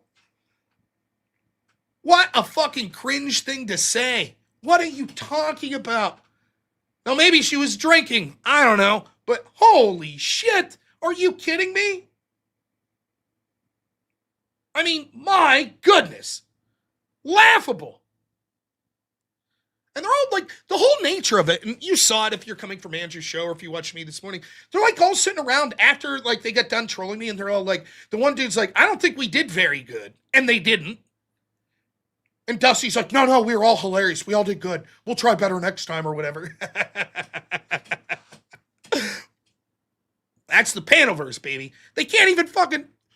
They have to have little pep talks to themselves after they fail at trolling. How hard is it to troll? They couldn't even do that.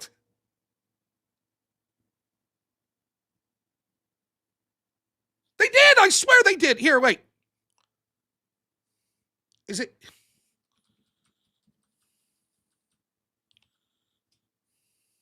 Really bad. I mean, following that was just like...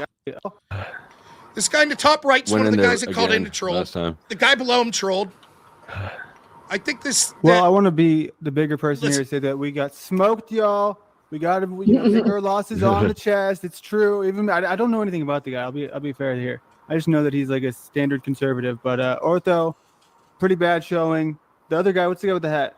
Really bad. I mean, following that was just like, I was so secondhand embarrassed. I wanted to cry. But we can do better next time. What? We're gonna win. This is their trolls admitting how shitty they are. I mean, you can't even fucking troll. The song Olympics. Hashtag I wasn't there to troll them. Like they're coping about their failures to troll. Genuinely am annoyed. Like I'm genuinely annoyed with him. Dusty, come on, get in here, man. Pep him up. Give him the pep talk, baby. Everybody did great. It was actually funny as fuck. We all did great. Ignore that. We did great. You guys are super. You're the best. We did great. And then Sarah, let's play it one more time. It's fucking, let's hear it, Sarah. Tell us about the joke, awesome power of the Panelverse. Are you ready? Well, I think this is what happens when people fuck with the Panelverse that way. Right, if you're not a Panelverse person and you come in and you try to fuck with the Panelverse people, like they will all band together.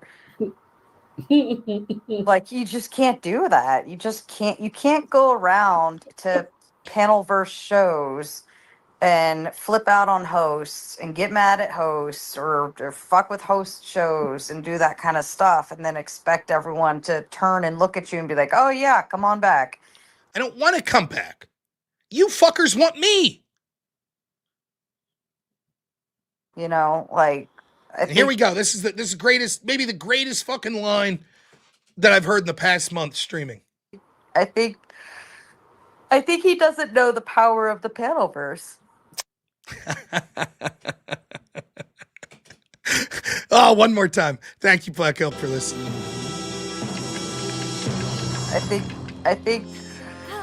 I think he doesn't know the power of the Panelverse. Oh shit! Not the Panelverse! Oh no! Not the fucking Panelverse! Beware the Panelverse! He doesn't run afoul of the Panelverse!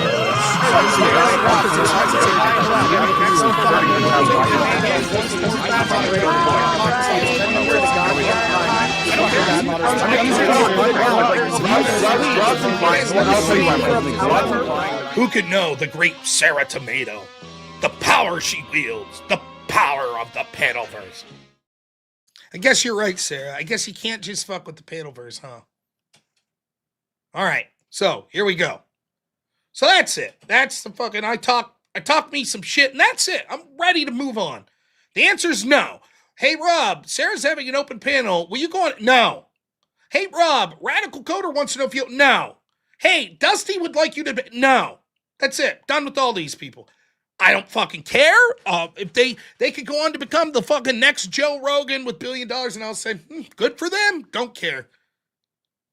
No regrets here. No regrets. Good luck to you. I don't care. Not wishing you ill in your personal life. Good luck. I'm done with you people. Done. And I'm sure they'll send people to my call-in show here and there to troll. I don't give a fuck. As long as it's not out of control. Fine. Whatever. Great. Moving on. That's it. But Rachel was in the chat, and then I think Andrew came on the chat, and I'll tell you exactly what happened. I don't think Andrew would mind this at all. I'm at this event, this Halloween event with my son, having a blast. My son had a blast tonight. It was amazing. He dressed up like a T-Rex. And I get a phone call from Andrew. Now, sometimes Andrew has a tendency, me and him have a tendency to always have the exact inverted schedules, right? So if I have 23 hours of nothing going on and Andrew needs to call and be like, hey, let's plan for this debate, or hey, here's some event we're setting up or whatever, he'll call me on the 1 hour that I got something. And if he has 23 free hours and I need something, I'll call him on the 1 hour he's doing something. It's so fucking weird. So I was like, oh, it's probably, I know DebateCon's coming up and shit, we're trying to get shit ready. Yeah, it's probably something like that. So he calls and I go outside and I talk to him and he's like, what's going on with fucking Sarah? What's going on? And I was like, don't worry about it, man. It's just bullshit. Don't fucking worry about it. And he's like, well, just tell me. And I was like, well, listen, she fucking big times me. She leads these fucking people talk over me in her panels and shit, and I'm fucking done with it. And she's sending me DMs, basically like, you know, oh, fucking, let me give you some advice and blah, blah, blah. He's like, what? I was like, yeah, it's fucking ridiculous. And I was like, so last night, I'm tired of dealing with these fucking people. I go on this panel or this fucking debate, and they're talking over me again. So I thought it'd be funny to give a little fucking, how you like this, apples? You know? Oh, you're right. You want me to be silent so you can talk? You're happy with that? Fine, fuck it, go. You got 2 hours, motherfucker. Enjoy. How you like that?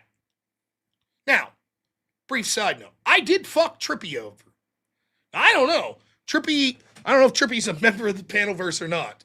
He's in a tight spot. That Nova chick that was moderating, I don't think she knew what the fuck she was doing. And I don't mean that in a bad way. I just think she didn't know what her role was. It's like, I think I'm just supposed to be here and switch the cameras and shit. Trippie, though, didn't do anything to me. Trippie said afterwards that I disrespected him. I did. And he's right to be pissed. And he didn't deserve that. I did what I thought was right by me, because fuck these two idiots, these interrupters. But it was at the expense of Trippie's panel. And I actually feel bad for that. And I will reach out to Trippie. And I don't think anyone should be mad at Trippie. Now, if he decides to be like, fuck you, I hate you, blah, blah, blah, I'll say, okay, well, I tried, goodbye. But that's it. I fucked him over. I did. And I am sorry for that. I legitimately mean that. I don't, and the guy Toasted that set up the debate, I fucked him over. Well, he wasn't the mod. He picked the mod. And I agree, the mod should have done something. But whatever.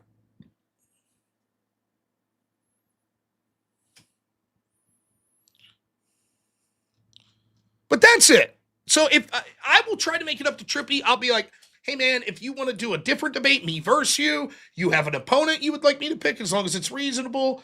You want to just have me on, I'll fucking raid over to you with all of my subs. I'll tell everyone, like, please give this guy a chance. I think he's always been reasonable when I've heard it. I really mean all of that. So I'm just saying. That's it. Anyways, done with that.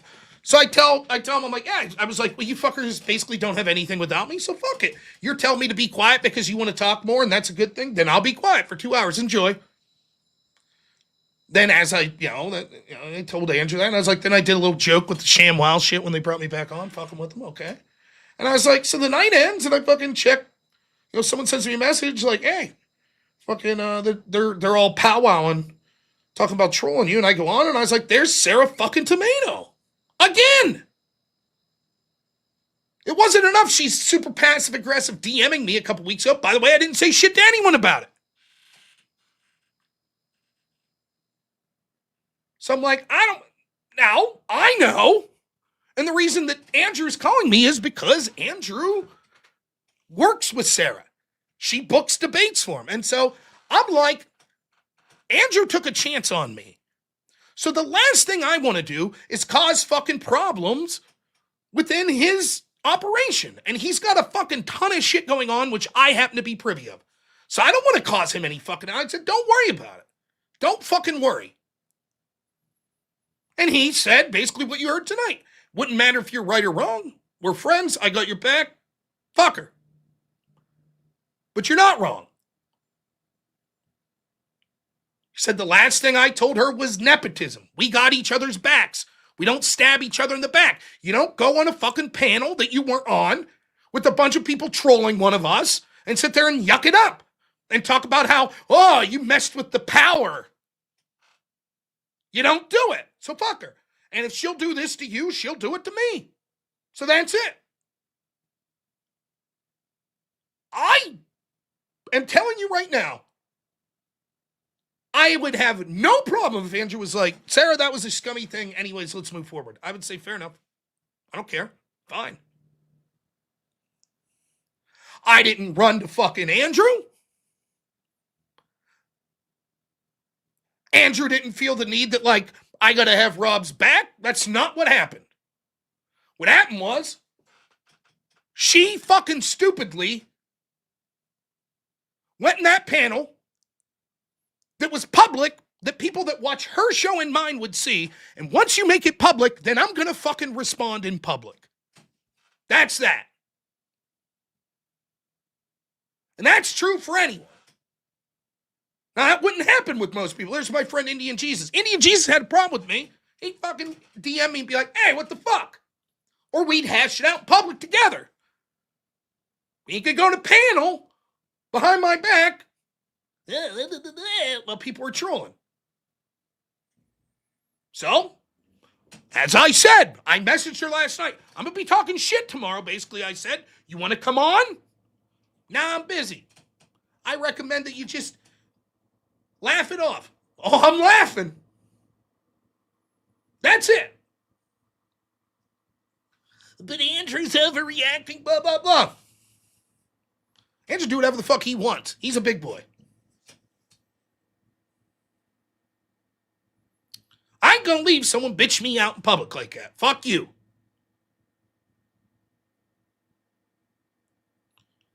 I don't give a fuck what any of her supporters think. I don't give a fuck at all. Or let me put it in language that maybe Sarah and her audience can understand. Turn and look at you and be like, oh yeah, come on back. You know, like, I think he doesn't know the power of the panelverse. You see, she said if you come at the panelverse, you don't know. They all come back at you. And I just didn't know the power of the panelverse. And Sarah and her audience understands, you and Dusty had a spat, so now they all come after you. Yeah, that's just the way it is. Well, Sarah,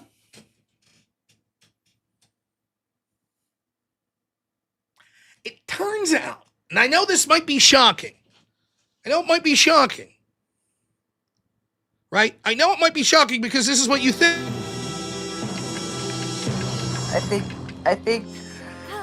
I think he doesn't know the power of the panelverse. Oh shit! Not the panelverse! Oh no! Not the fucking panelverse! Beware the panelverse! He doesn't run afoul of the panelverse!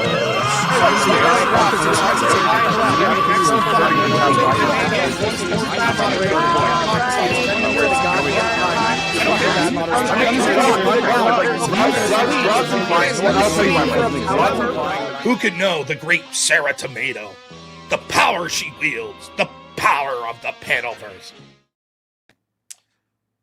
Apparently, she didn't know. When you come at one member of the Crucible verse, you go at them all. And she underestimated the power of the Crucible verse, apparently, is what happened. But that's okay, because I have some unsolicited advice. There's a secret weapon to not pissing off everyone. You can't show any of your cards. By that I mean, if someone's annoying you or whatever, you can't let it bother you visually and go on some goof's panel and talk shit on them. The other people in the Crucible subconsciously will see that trigger point and they're going to zero in on it. They'll do it to you every time, Sarah. You'll be an easy target. It's unsolicited advice. I'm aware. But the best tip I could give you, Sarah, is to stop reacting to the pokes and prods. Streaming's meant to be fun, lighthearted, and relaxed. It has to be that way. So it's inviting to you and everyone else. Sarah, sometimes you talk about things very harshly, seriously, and demanding. I've noticed you take these insults personally. And that's why the Crucible will run you out every time, because it's a killjoy to everyone else. Why is she taking things so serious? You got to laugh at the digs, talk through the interruptions, and roll with the punches, Sarah. Everyone throws punches, takes the hits, laughs, comes back the next day. Trash talking about members of the Crucible being too chaotic is like complaining that the sky is blue. We'll always be chaotic. You can either handle it or you can't. And I understand your problem with the Crucible. Lol, it's tribalism at its finest. A lot of people aren't happy with you disrespecting me, on top of other things. And they'll all stick up for each other and stuff like that. I recommend laughing it off, or they'll just keep poking. I'm just trying to help you navigate through the people. But at the end of the day, you do what you need to do. Sound good? Well, clear? Right? I'm just giving some unsolicited advice. That's all. Worked out well, right?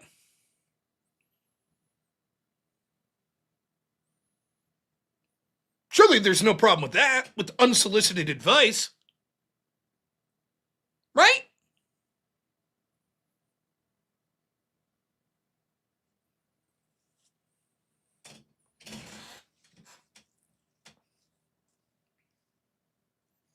You know what the worst part is? I actually fucking feel bad. I really do. And I don't know why. Everything in me is like, fuck her. She's treating me like shit.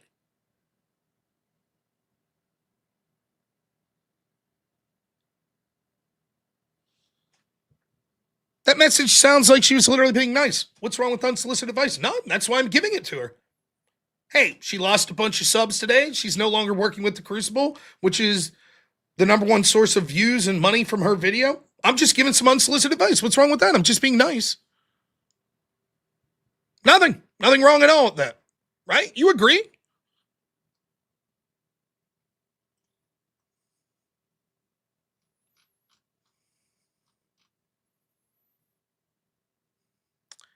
I didn't take it mean at all. I appreciated the advice. I returned some her way.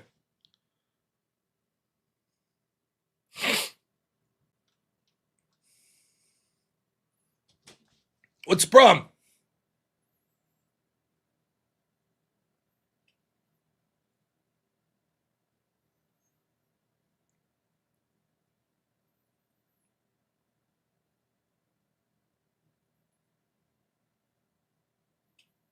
I feel bad.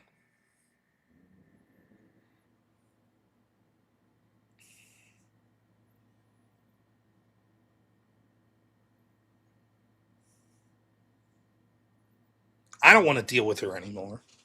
But I don't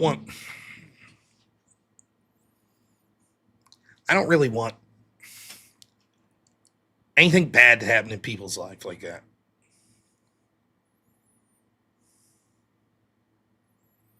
But here's the thing.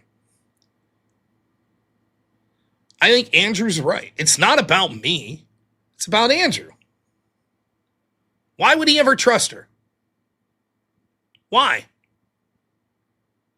Here's the thing. This is what's really going on. I wasn't valuable to Sarah, so she thought. I was expendable. Better deals came along. Connor was more important. Dusty was more important. The Panelverse regulars that came out is more important. And that's fine. And so I was expendable. And so she could treat me like shit. People could talk over me. She could lecture me. She'd give me unsolicited advice. And the thing is,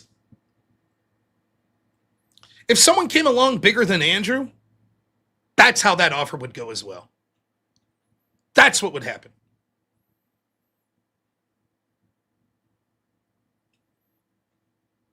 That's what would happen. So fuck it. That's the way it's going to be. And I ain't going to think twice about it after tonight.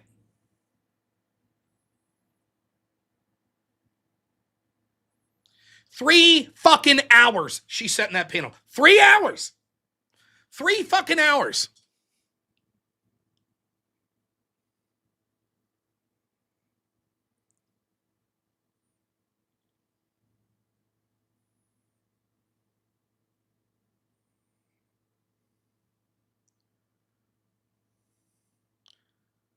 Incoming raid. See where it says 5 hours, 33 minutes, 12 seconds.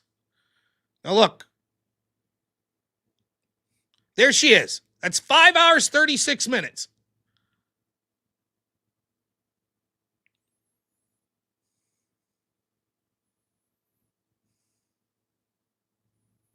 There she is, still on there. 8 hours, 20 minutes.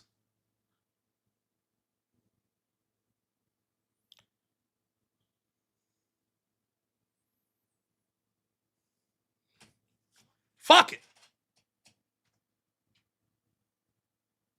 So, I just don't care. Let someone else. Here's the thing. It's fucking zero sum. Someone else will start a panel. My friend Speakeazy, it does panels. I think he'd be fucking great. Go check out Speakeazy. He's doing verbal combat right now. Check him out. Fucking fantastic. Let his channel grow. Let someone else start a panel. Hopefully a conservative guy. Fuck it. I don't care. I superficially feel bad because I don't want to see anyone suffer financially. I don't. But what am I supposed to do? I guess if someone's got to do well financially, I'd rather be someone that wasn't a fucking asshole to me. I guess. So, fuck it. That's it. Grid. Whoever. Right. Speakeazy's great, man. His panels are like gimmicky, but it's funny. He's like doing a Mortal Kombat shtick. It's funny. I'm just saying anyone that, it's so weird. I still have this in me where it's like I debate these people online and I'm like, I'm not looking for bad shit to happen in their life. And they want me dead like Charlie Kirk. I debate someone like Destiny and I'm like, you know what? I fucking feel terrible. No matter what, no matter all the heinous shit Destiny said, the fact that him and his son seem to be estranged fucking sucks, man. That sucks for a son and father to be estranged like that. Meanwhile, this guy, after I'm saying shit like that, it's like, I want all Republicans to fear for their lives when they go in public. So fuck it. That's it. Moving forward. Maybe through unforeseen circumstances, I've truly done something wrong and karma will bite me in the ass. Then I guess so be it. I try to be a good father. I try to be a good husband. I'm trying to be a good Christian. Try to be a good neighbor. That's it. Try to be a good friend. What more can I do? I'll move forward. So I don't know what to say. I mean, when you have that hubris and you're fucking, you come at one of the Panelverse thing, you don't understand the power of the Panelverse. Within 24 hours, you're fucked. And for what? What? To fucking pal around with Dusty and these trolls?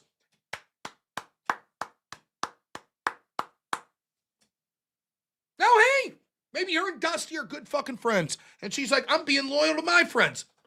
Such is life. I suppose that's the way it goes.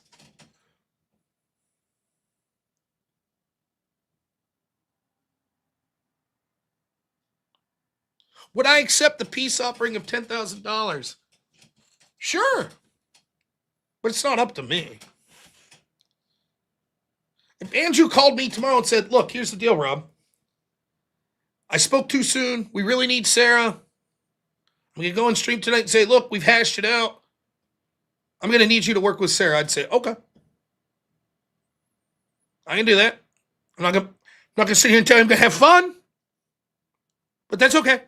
Yeah, I could be a fucking professional. I've worked with people before that I'm not the biggest fan of. No problem. Because I respect Andrew. And I would do that. But of course Andrew's not going to do that. I know that. But I would do that for Andrew.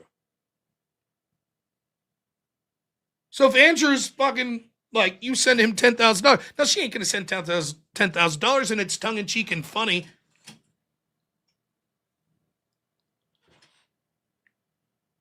If there was no connection to Andrew whatsoever, this is what it would have been like for me and Sarah. I'd have talked shit today, and that would have been it. And I'd have never dealt with Sarah again. And if I bumped into her at some event, I'd be like, how's it going? And walked away. Maybe had an awkward moment. Did you ever have that happen? Right? You're trying to be a bigger man, like someone 10 years ago you fucking disliked, and then you bump into them and you find yourself like standing next to each other at the cash register, and it's like, this is awkward. No, I've had that. I'll take that bet. I'll take that bet. What do you reasonably think that I would apologize for? I'll take that bet right now. You put the $100 up and we'll put it in a fucking, how long? What's the period of time that you want to go over?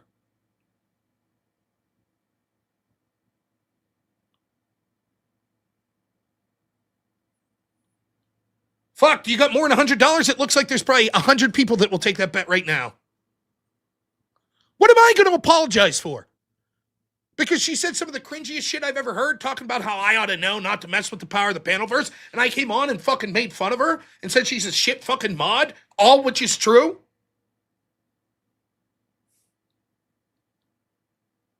I'm not Andrew's fucking handler. Andrew do what he wants. I ain't apologizing for a goddamn thing that Andrew does. I have Andrew's back 100%. So why would I apologize? What possibly do you think I would apologize for? I might say something like, that's too bad that ended up how it happened. But I ain't apologizing for shit. That's sort of how we got here in the first place. Because I was asked to apologize to RTP. No fucking chance. I'll tell you that.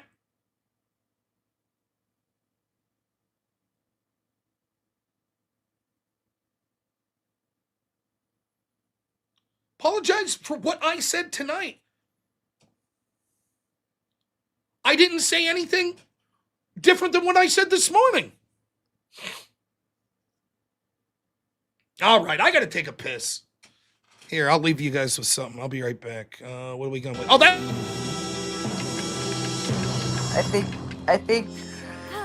I think he doesn't know the power of the panelverse. Oh, shit! Not the panelverse! Oh, no! Not the fucking panelverse! Beware the panelverse. He doesn't run afoul of the panelverse.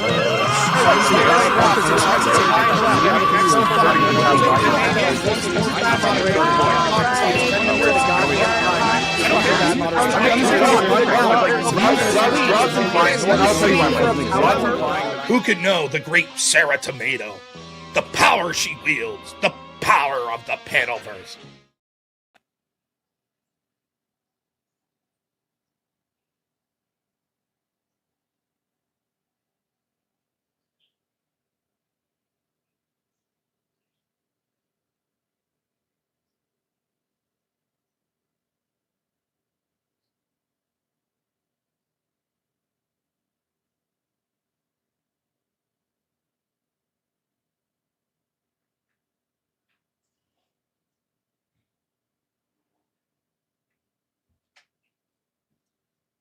Let me tell you something else. Apologize. Get the fuck out of here. Apologize.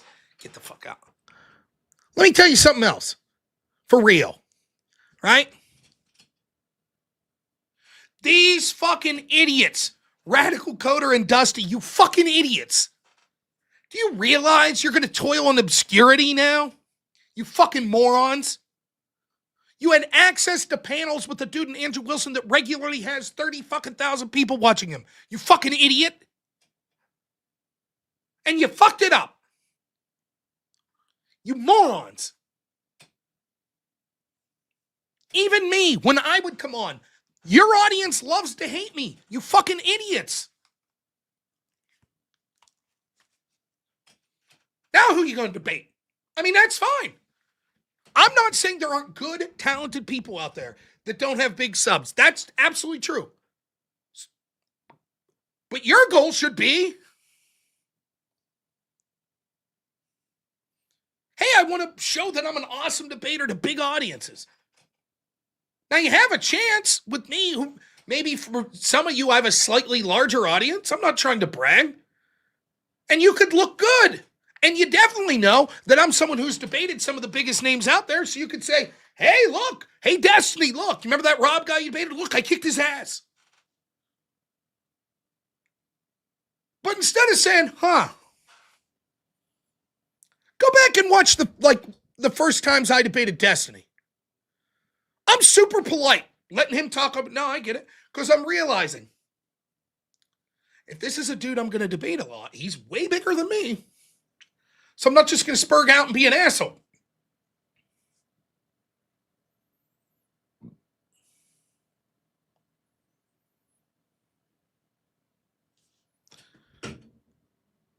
That's true.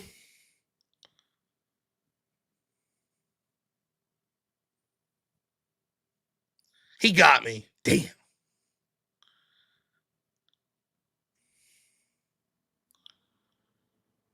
Destiny one time brought me on to talk about, I think it was like my job, home health care. And he was like, yeah, can you just come on and talk about it? He had some questions. Wasn't a debate. And he said to me, and this is after we'd probably debated 9 times between different panels and shit. He said, Rob, you want to know one of the problems I've realized with you? You let me talk over you. That's what he said. That's the impression that my ops, the biggest person I'm debating, says. You let me talk too much. Talk over you too much.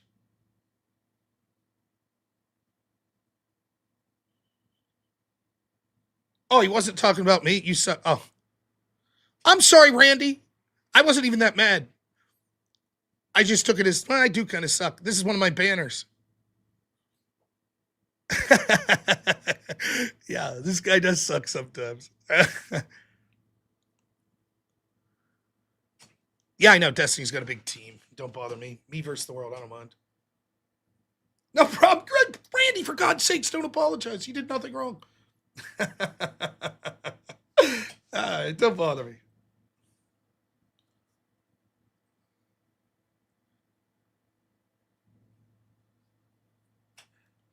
So I don't understand from the perspective of Radical Coder why he's like, I'm just going to spurg out over Rob. And then I'll be like, best case scenario, I'm like, okay, I'm not debating you anymore. And you could say, ha, Rob won't debate me. Cool. Good luck.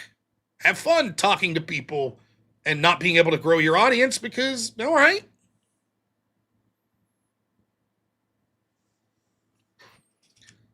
Oh, here we go. This is a legit hater. Rob, you've already proven yourself a liar about trivial shit, such as, I'm willing to hear it out. Give me an example. Maybe you're right. Let's hear it. What's the trivial shit that I've lied about? By the way, I saw someone on Andrew's stream said, didn't Rob admit with the whole Jimmy Kimmel stuff that he was a hypocrite? No, what I said, it wasn't the Kimmel stuff. I was showing a Gavin McInnes video where it was like, yeah, we used to be against cancel culture, and now we see people celebrating the death of Charlie Kirk, and we're like, yeah, fuck them. They should lose their job at the elementary school and shit. And yeah, that's hypocritical. And I don't care. Yep, totally true. I was against trying to get people fired for language until they made it clear that they were celebrating people being killed that have similar political beliefs than me. Then fuck them. Yeah, I don't want that person teaching my kids school. Sorry.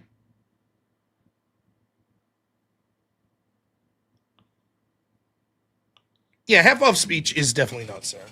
Where's the person who said I'm a liar? What's the trivial shit I've lied about? Let's see it.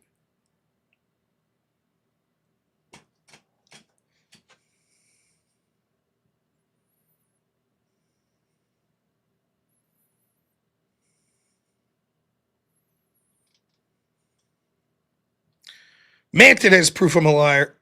That I'll buy. Mantid's got a steel trap mind, so I buy that. Fucking Mantid. You're not supposed to tell them, though. We'll see what his proof is.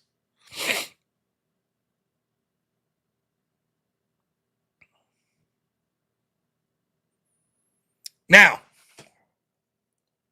to Dusty. How's that feel, man? You did it, man. How do you feel? Let's assume that you're friends with Sarah. You did it, man. Good job. Good job, man. Oh, man, thank you. Says I'm a liar. I say, I'm not that smart. Dude's one of the sharpest guys I've worked with.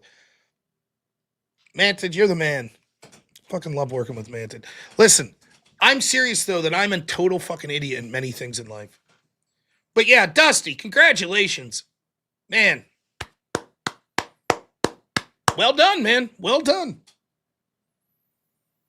You set it up, man. You put that fucking tee up. You Happy Gilmore that motherfucker. Good work. Calls into my show.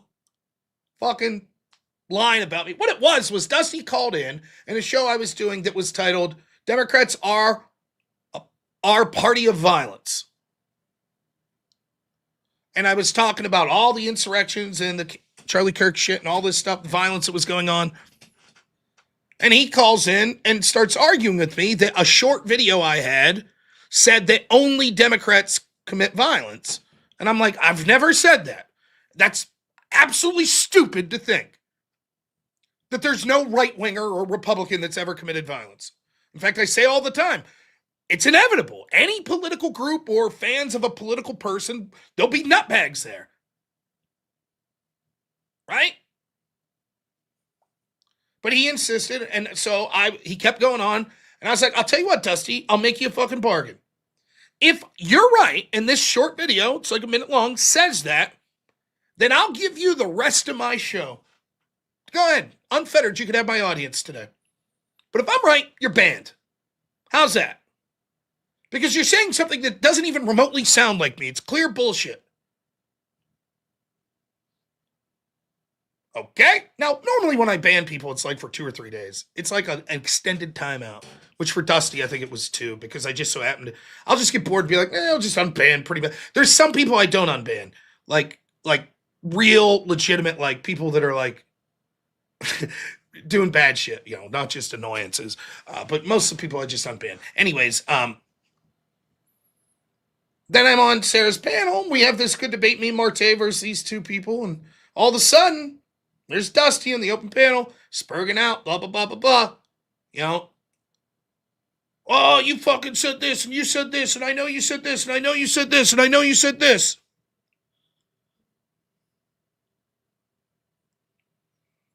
Now, Andrew didn't show you the full exchange when Dusty called in.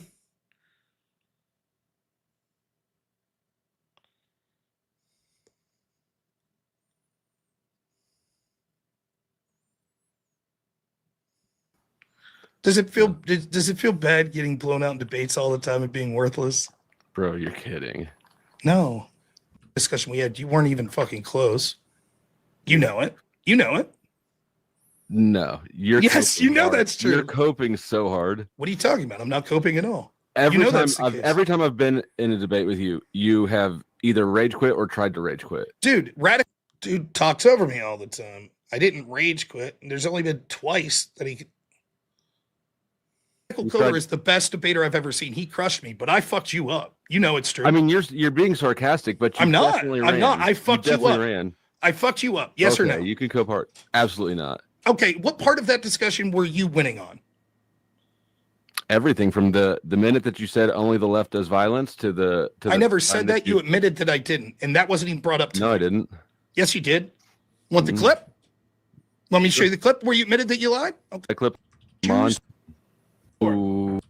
Let's go. Where have I suggested censoring? I haven't suggested that. I'd say go for it. You have to. I've heard you at least a handful of times. I was being disingenuous. So yeah, you didn't say that stuff. I was misrepresenting you. That all right. When you say that the left is the only party of violence, did I say that? Yes. I think that you misrepresented me several times. I think you do it again here. Okay, I did. This video is going to be saying the left is the only party of violence. Something good to AI. that effect. You didn't say that stuff. I was misrepresenting you. You present. That's AI? Oh, I'm sorry. I didn't mean it. That's AI? That's your argument? That was AI? That's your argument? Mm-hmm. So you never came on my channel and said that you were misrepresenting me? No. Okay. Hey, Dusty. Thanks so much, man. Rob? Was it worth it, Dusty? Was it worth it?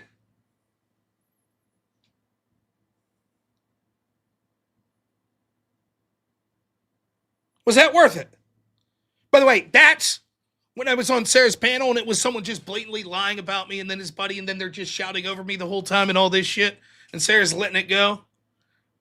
There you go. Hey, there's your buddy, Sarah. There's your buddy, Dusty. Dusty, was it worth it? How'd that work out? Just curious. You happy about the way things turned out?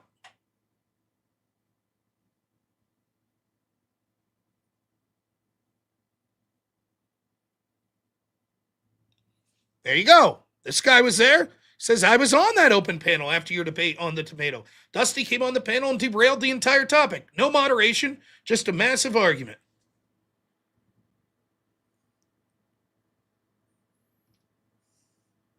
It's AI, is it? Well, there you go. Hey, excellent troll, Dusty. You did it. And I'm glad you had Sarah on there. How'd that work out? Now, you see, Dusty thought, he was like, you know what? You're not just coming at me, Rob. You're coming at the awesome power. I think he doesn't know the power of the panelverse. Oh, shit! Not the panelverse! Oh, no! Not the fucking panelverse! Beware the panel. He doesn't run afoul of the panelverse.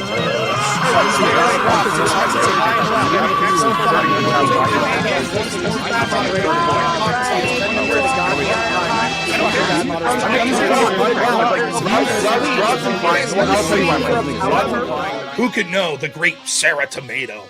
The power she wields. The power of the panelverse. Give me a second.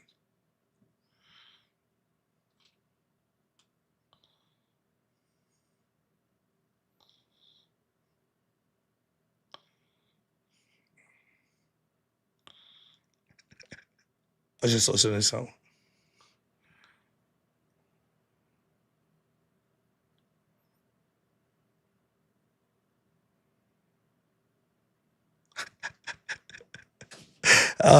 The cope is strong with Dusty and company. So there you go, man. There you have it.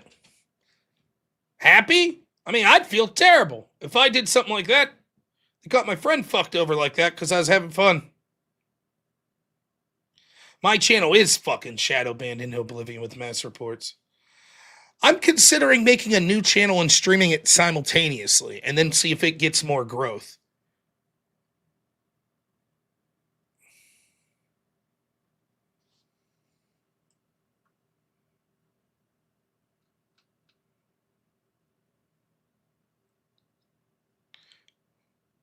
Did you ever see the, like, I don't know if you guys follow comic books, right?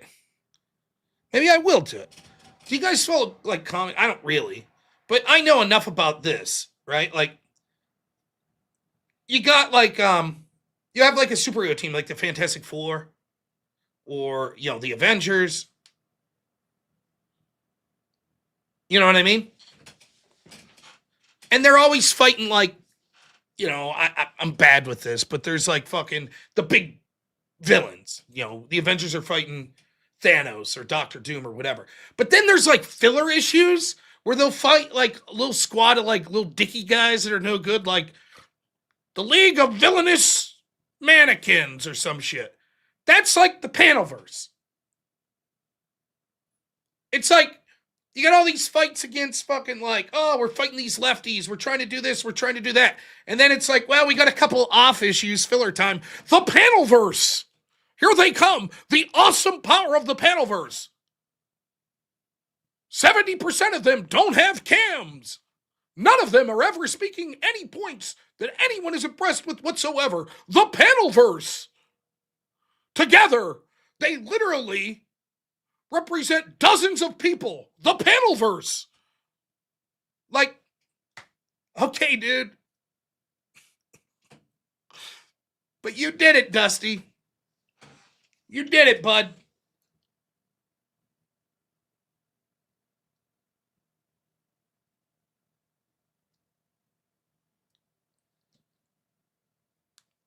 And I love this idea. It's like Rob was crying. Rob was crying. How's I crying? Like literally. I was like, you're going to interrupt me? Yeah, we're going to interrupt you. Okay, I'll sit silent until you fucking guys stop interrupting. Good, stay silent. We can talk more. Cool. Then they asked me to go back. Not them, but the guy that set it up asked me to go back up to the panel. So I did. I said, I got 2 minutes. Yeah. And I read a fucking ShamWow commercial. Sounds like I was crying, huh? These fucking goofs had to have a cope session about why they didn't troll good.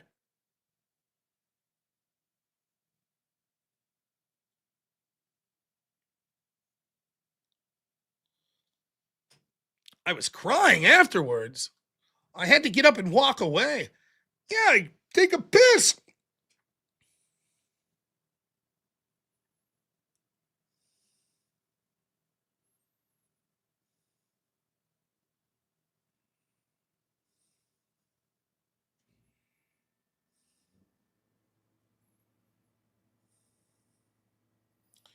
Here. Response me crying. She doesn't even know what the Insurrection Act is. You made a point and now you're spurging out. That's what you're doing. I'm the only person who's read from the Insurrection. I think you agree with the well people. So again, the system is working. Police are arresting people, even though the system, that's how it's building up. Show I'm everybody do. crazy we'll do a and stream deporting them to a concentration camp in a foreign country with no due process. People don't want you to wear a mask. It's so insane. What a crazy double standard we're living in. Well, I do believe organizations and people on the street who are terrorizing government officials trying to do their jobs. Those are considered terrorist acts, honey, and those are also considered terrorist no groups. interest whatsoever. That's where the federal government engage with domestic terrorism all the time. What I'll say to them is, Look, it is absurd to say reason that why any people time that a that court are will in say, ICE a need specific court, you masks can't do is this. because the Imagine people what on this your would have side, looked like Ryan, then like with to dox them when and we had find their be wearing I don't think so. I muted it on my end. Now you can't hear them. I don't you when do I get up? Where's the crying begin? My wife had a PTA meeting that she had to meet, and I don't see the crying yet. Getting up and leaving or the crying. When did I get up? Have his chance every single evening to go ahead and have his voice heard and drown out over me. You said I got up. It's been like 40 minutes. I haven't got up. When did that happen? Absolute devastation. Huh? Where's that at? I still haven't got up. Wow, we're over an hour. I haven't got up. Now we're on 2 hours. I haven't got up. Well, I'm covering other news stories. Wow. You fucking idiot. Who's that guy's name? Where is he? Where you at, Marcus? Oh, fuck yourself. You know? At least come up with more believable lies. Whoa, we got him, man. We lied to everyone and said Rob cried and got up. Like, that even sounds remotely believable. And then he quickly was able to scroll through and show that that was bullshit, but we got him. Ha ha! That's 40 seconds of his stream he won't get back. Congratulations. Yes.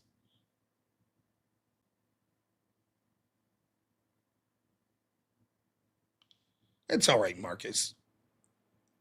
We still love you the same as everyone else, which is not at all. No one cares for you. Better read some more super chats. You guys have been crazy.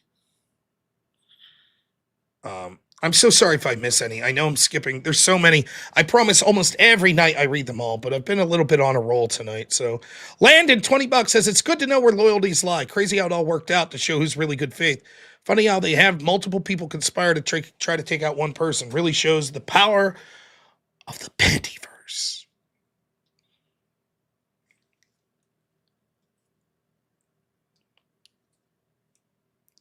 Chainsaw Enema. Oh my gosh.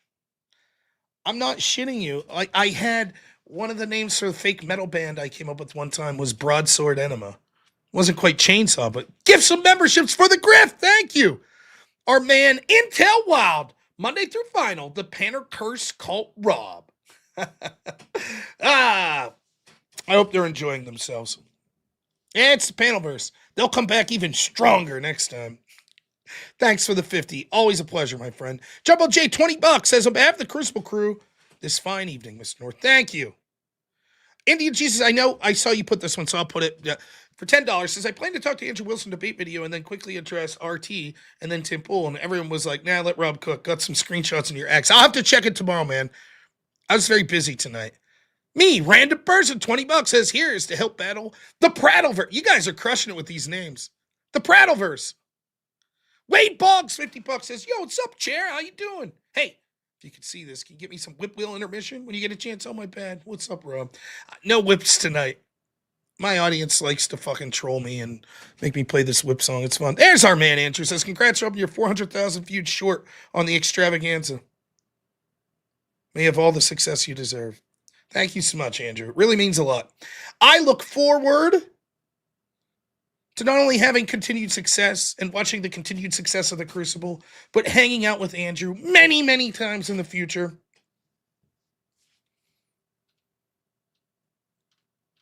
And getting some more Popeye's chicken. The last 2 times I hung out with Andrew, we had Popeye's chicken, which is like literally unavailable within a fucking 4-hour radius of where I'm at. Now, being a fat guy, I'm like, give me some of that Popeyes. Now, I know what people are saying, like, didn't you make that joke on the extravaganza and it wasn't about a fat white guy? Maybe. But I'm just projecting. Fat white guy here loves some Popeye's chicken. The Obituary Times, $50. Says, here lies Sarah, the Flaming Tomato, born September 1966, died October 2025. She'll be all right. Carver, or not. Carveros, $20 says, I'd say what you feel bad about is her lost opportunities, but that wasn't your decision. It was Andrew's. And I think he's right that it would be a matter of time. That's exactly. I told my wife that. Before Andrew's panel tonight. I was like, look, from the perspective of you have to understand, right? Like, there will be people that try to take me down merely because I'm associated with Andrew. I'm not saying that's what happened this time, but that's the truth. We live in a world where they fucking put a bullet in Charlie Kirk's neck. You don't think they're going after people like Andrew Wilson and Steven Crowder? It might not be with physical violence. It might be mass reporting. It might be accusations. Whatever. You can't put yourself in a position where the people around you that you're working with that you can't trust. You can't.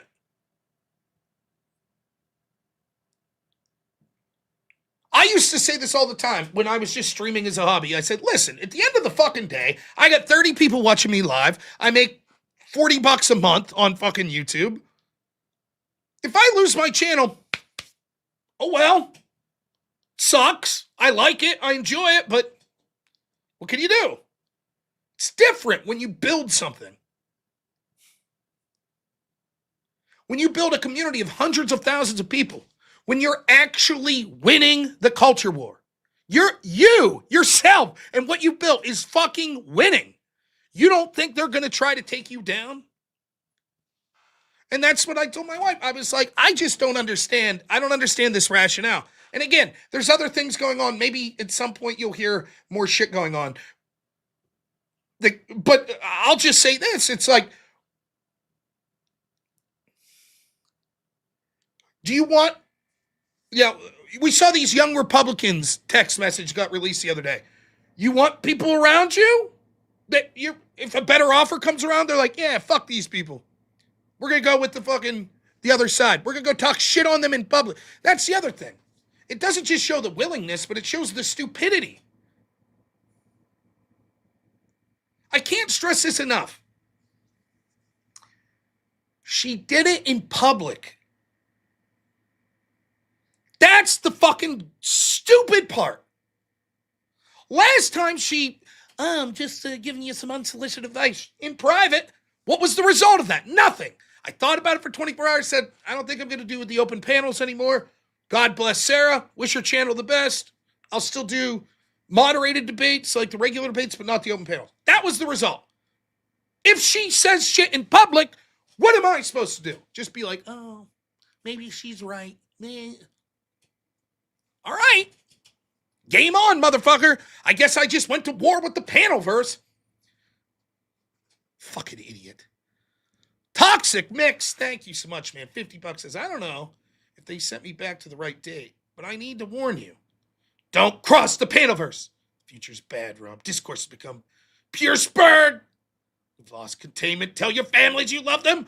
Well, they can still hear you. No! Fucking panelverse. Andrew, thanks so much, man. $20 says, you feel bad because you're a good human. Being a scumbag is bad for all of us. We can't abide backstabbing, though, my friend, or in a year now, you know what happens. We owe our audience better. They make it 100% agree. That's what it comes down to. You don't think the guy the business owner that's got a young up-and-coming employee, carpenter, and he watches that employee steal $20? You don't think that business owner's like, you know what? People make a bad decision. We're gonna overlook it. That guy's going to fuck you in the future. You don't take that. Owner of that business doesn't take pleasure in saying, I got to let you go. But what else can you do? You might feel bad. Sorry it went this way. But it is what it is. And you're right. You owe an obligation to everyone else. Again, I can't stress this enough. It's not just the employees of the Crucible. It's not just Andrew's family. That's what my obligation is. Look, forget about Andrew. My obligation is I have an obligation to the Crucible. I'm an employee of the Crucible. My conduct reflects upon them. My top priority when it comes to sort of streaming and things like that's the Crucible. I stream noons, most weekdays, and then at 10 p.m. at night. If Andrew's like, Rob, I need you to get in a plane right now. You're going to fucking Alaska. And I'm like, why? He's like, give me one of those fucking cookies I like, then fly her down. Guess what my ass is doing? Getting on a fucking plane, skipping my show, and getting that fucking cookie. That's my job.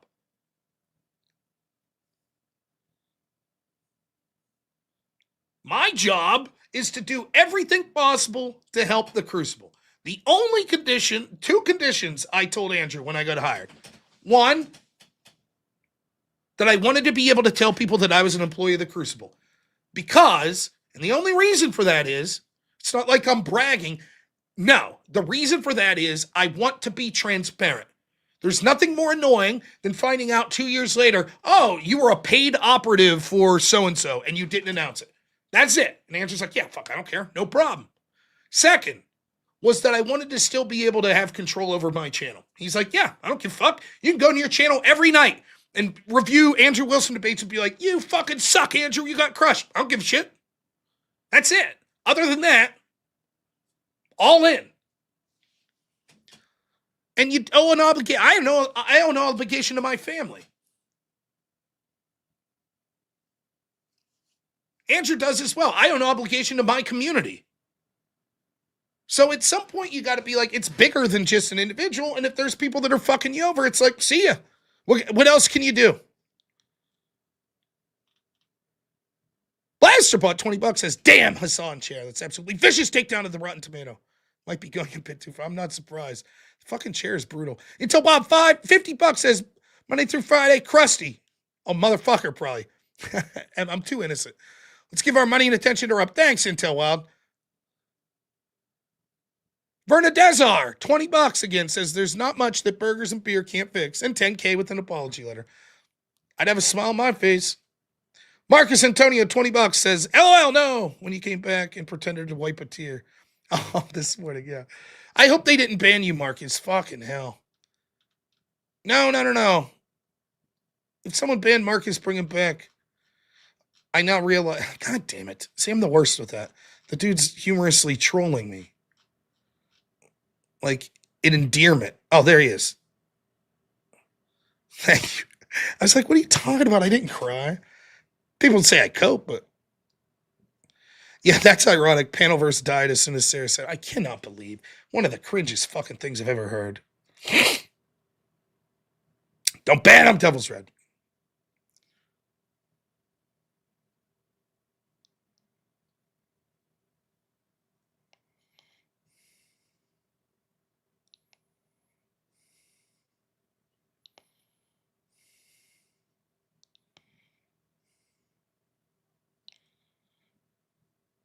All right. Oops.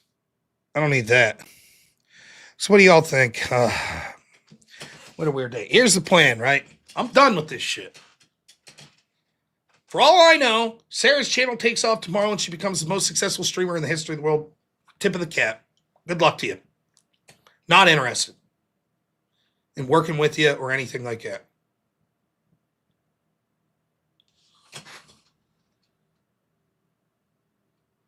I'm done. I got better shit to deal with.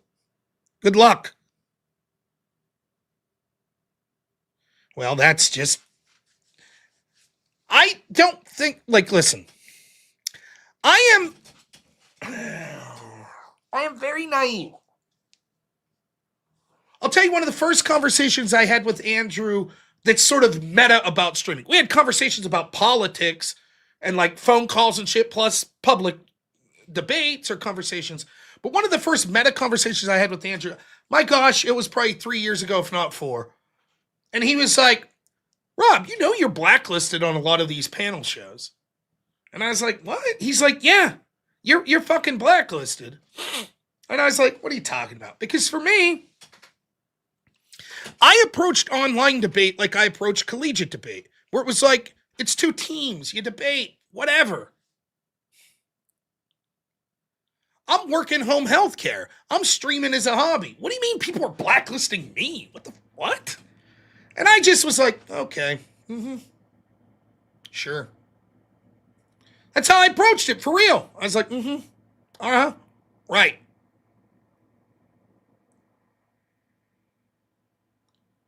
And sure enough, he was absolutely 100% right. And I was like, oh. And then Andrew would say shit like, you know, they're purposely trying to goad you into like violating TOS. And I was like, yeah, right. And then all of a sudden I was on this panel with some Twitch trans crowd. And lo and behold, bam, bam, bam, bam, bam, bam, bam, bam, bam. I'm at work one day. This is 2022? 2023, maybe. Early 2023. I'm at work one day doing the home healthcare thing. Now, I don't have a computer. All I got to my phone, right? Oh, damn it. Wasn't charging. Womp, womp. This stupid ass charger. Anyways, I would have my phone on silent at work because I'm dealing with this adult autistic man. I'll never forget, we were at a doctor appointment. So my phone's in my pocket and we're driving back. It's like 10 minutes from the doctor's office back to the house where I work. And I can feel my phone. You know how it is sometimes when it's in your pocket and you can just feel it like ping, ping, ping, ping, ping when it's on silent. And I'm like, first thought's like, I hope it's not an emergency. And then I'm like, it's probably like my stupid friends with like a text chain doing some like, you know, joke or something. So I'm like, eh. And I get back into the house and I check my phone and it's Gmail notifications. All from YouTube. Like 20 of them. What the fuck is this? So I open them up. And it's like, your video's been removed. Your video's been removed. Your video got a community strike. Your video's been removed. Your video's been demonetized. Your video's been removed. Your video has a community strike. Your video's been removed. This is all in the span of 10 minutes. Now, I don't know if you all knew this, but the way it works on YouTube is if you get 3 strikes, community strikes within 90 days, that's it. That's your channel forever. So I panic. I'm like, what the fuck? And so I had no choice, but I just start on my phone. I go to YouTube Studio and I'm just like clicking like select all, delete, select all, delete, select all, delete, select all, delete. And I deleted dozens upon dozens of videos. They're gone forever. Didn't have them backed up anywhere. I didn't know what else to do. Because they're literally reporting me in real time and I'm getting flagged. And then the 2 I got strikes on, I shit you not, were both from December 2020. These were the 2 videos that I got a community strike on. And I got a strike. Again, this is like 2022 or 2023. I got a strike for medical misinformation. So 2+ years ago, videos I had done 2+ years ago at the time, got community strikes. You want to know what the videos were? You see, in December of 2020, My wife was about 9 months pregnant. And me and her both got COVID. Now, she lost her taste, and that was it. But it was a little frightening because we didn't know what the effects could be on a baby. So, I was worried about her, and I obviously got off work because I had COVID, so I had time to stream. Now, I was sick, but not horribly sick.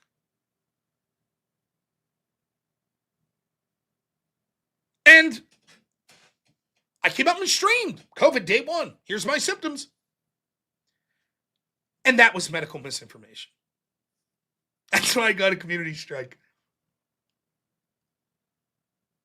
For talking about how I felt while having COVID. That was medical misinformation.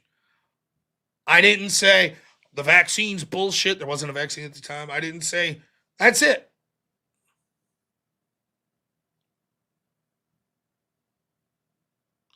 Oh, yeah, the people that came in last night claiming they were reporting the video, yeah.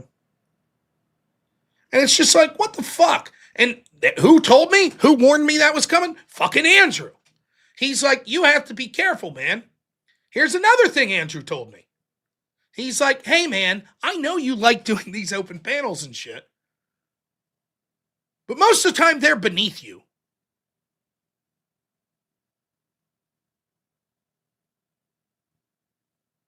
And I was like, and he's 100% right. That is the truth. That's how this shit happens.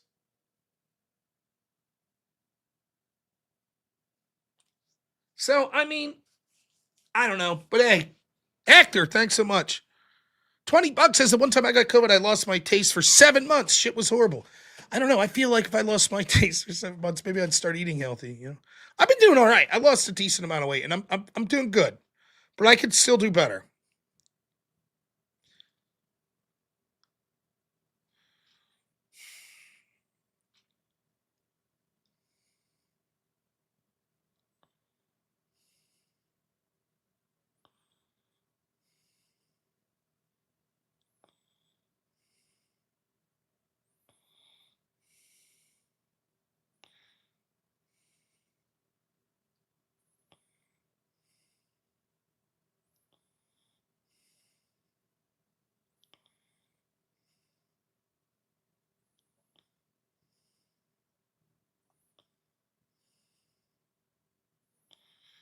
Sorry, reading something.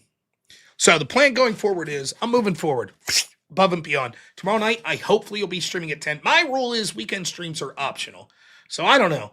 Maybe I'll take the night off. Take the wife out to dinner. You guys have been incredibly generous tonight, so maybe that'll be the plan. Coach, $20 says, watch out, Rob. The panel versus behind you. 18.4K now. Fuck around, find out. Not one step back. Hey, like Andrew, I'm not recommending anyone unsubscribe for... You make your own decision. I said that this morning. I said, I would not have the heart. Like, there are people that watch me that I know like participating on those shows and like watching. Perfectly reasonable. You're not going to see me upset for a moment. I assure you the No Kings protest will not be where I live. If anything, there's likely to be a no game wardens protest or something where I'm at. People pissed about new deer hunting laws or some shit like that.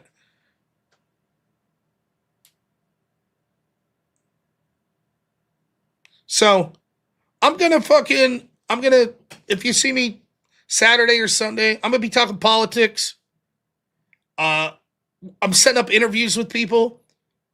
Setting up debates and shit like that. We're going to keep moving forward. So, also in addition to doing Crucible stuff, I am aware that I might be having on the show one of the candidates for Superior Judge here in Pennsylvania. And we're going to spend a lot of time focusing on here in the next coming weeks about the importance of voting in these elections coming up. Particularly here in Pennsylvania, where there is a measure on the ballot in order to retain judges until 2035. If that doesn't get repealed, that means that we're stuck with a Democrat court here in Pennsylvania until fucking 2033 or 2035, whenever it is. So it's imperative that we win. Everybody thinks, I get out and vote in the presidential election. That's good enough. It is not. It is not. Culture, probably more important than politics. But to the extent you're interested in politics, please understand the importance of getting out there and voting in these fucking elections. Yeah, I'm sure me and Andrew will argue against each other at some point. But that's it. So that's where my focus is going to be in the coming weeks. In addition to then, if we have other shit going on, obviously DebateCon will be coming up. That's coming right around the corner. There's going to be a lot of shit to do, whatever. I would go on whatever. I don't really debate a lot of the feminist stuff, but I could do it. Thank you, Canisius. Take the wife out. I will. Vote against anyone on either side taking Israel money. You got to vote for someone. Come on. All right, listen. I'm already facing off against the awesome power of the panelverse. Don't get fucking Israel on me, too. Holy cow. Then I'll really be out of shit. No one can survive challenging Israel and the panelverse at the same time. In fact, I heard that was instrumental to the ceasefire. Right? Netanyahu was like, our friends the panelverse will be coming. And Hamas was like, all right. Not the panelverse. Come on, give us a break. Yeah, it's bad enough fighting Mossad. Now we got to fight the panelverse? Phew.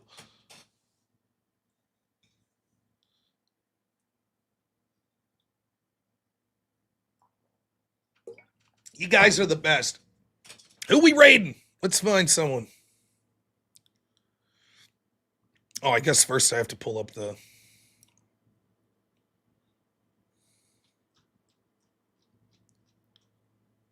I got to get my own video open to raid someone. There's got to be someone good streaming.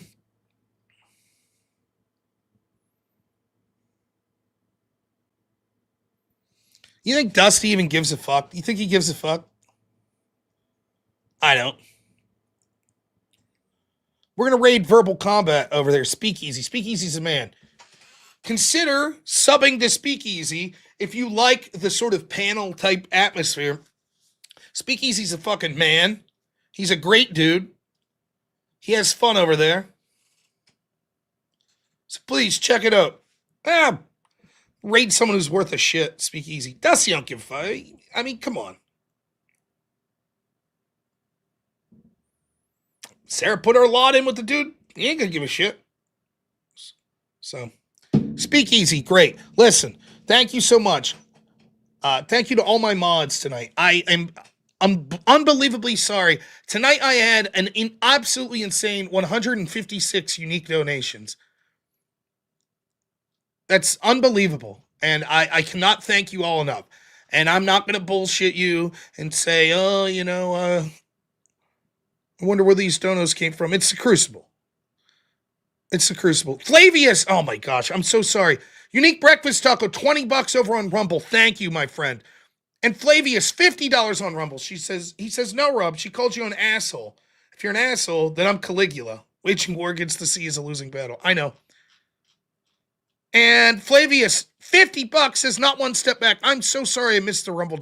I came up late, and so I assure you almost every night I read all the super chats, every single one, even the $1 or $2 ones. I try my best. So I am sorry. This is the first night I can remember, but I hope you'll give me a little grace tonight.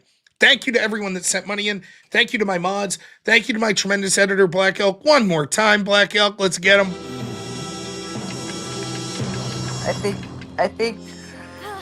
I think he doesn't know the power of the panelverse. Oh, shit. Not the panelverse. Oh, no. Not the fucking panelverse. Beware the panelverse. He doesn't run afoul of the panelverse.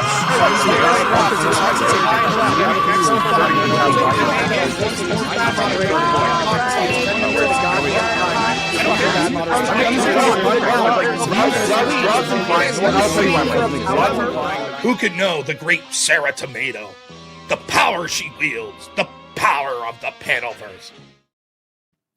Thanks, Black Elk. Thank you, my man Spiro. Helps me out with tech issues. You guys are the best. All of you that donated, thank you so much. Really appreciate it. Everyone who liked, subbed, you guys are the best. And then a special shout out to my friend Andrew Wilson, who all the money, all the subs, all the donos, all the financial opportunities mean nothing compared to having a friend that has your back. I will always remember everything he's done for me, changed my life to the positive, and I'll always have his back. So thank you so much, Andrew. My pleasure to know you, and I appreciate more than you'll ever know everything you've helped me with. So thank you so much. Thank you. All right, I'll leave you guys. We're going to read Speakeazy. Please, even if you don't stick around, subs are free. Give the man a sub. I think you'll like it. I'm sure they're debating some wacko, crazy shit right now. You'll see. Maybe they're talking about the panel verse, who knows. But give them a chance. You guys all have a good one. And always on my channel, we like to end trying to keep the memory alive. Never forget the memory of Charlie Kirk and the celebration of those that killed him. So thanks so much. God bless Charlie Kirk and God bless his family. We'll see y'all soon. Only in America is it possible to say, you know what, I don't like the way the country is going, and to do something about it. Take that risk. Take that leap of faith. Stay involved. Trust God and act obediently. Romans 12:2 verse. That God will use all things for good for those who love him. It's bigger than you. I want you to remember that. It is bigger than you. It's bigger than me. You are here to make somebody else's life better, the pursuit of liberty and freedom. You know what gives me strength? The hundreds of thousands of you that say, Charlie, keep going. 1 Corinthians 5 and 15. So that's all pretty amazing evidence, not just intra-biblical evidence, but extra-biblical evidence that Jesus Christ was a real person. He lived a perfect life. He was crucified, died, and rose on the third day, and he is Lord and God of all.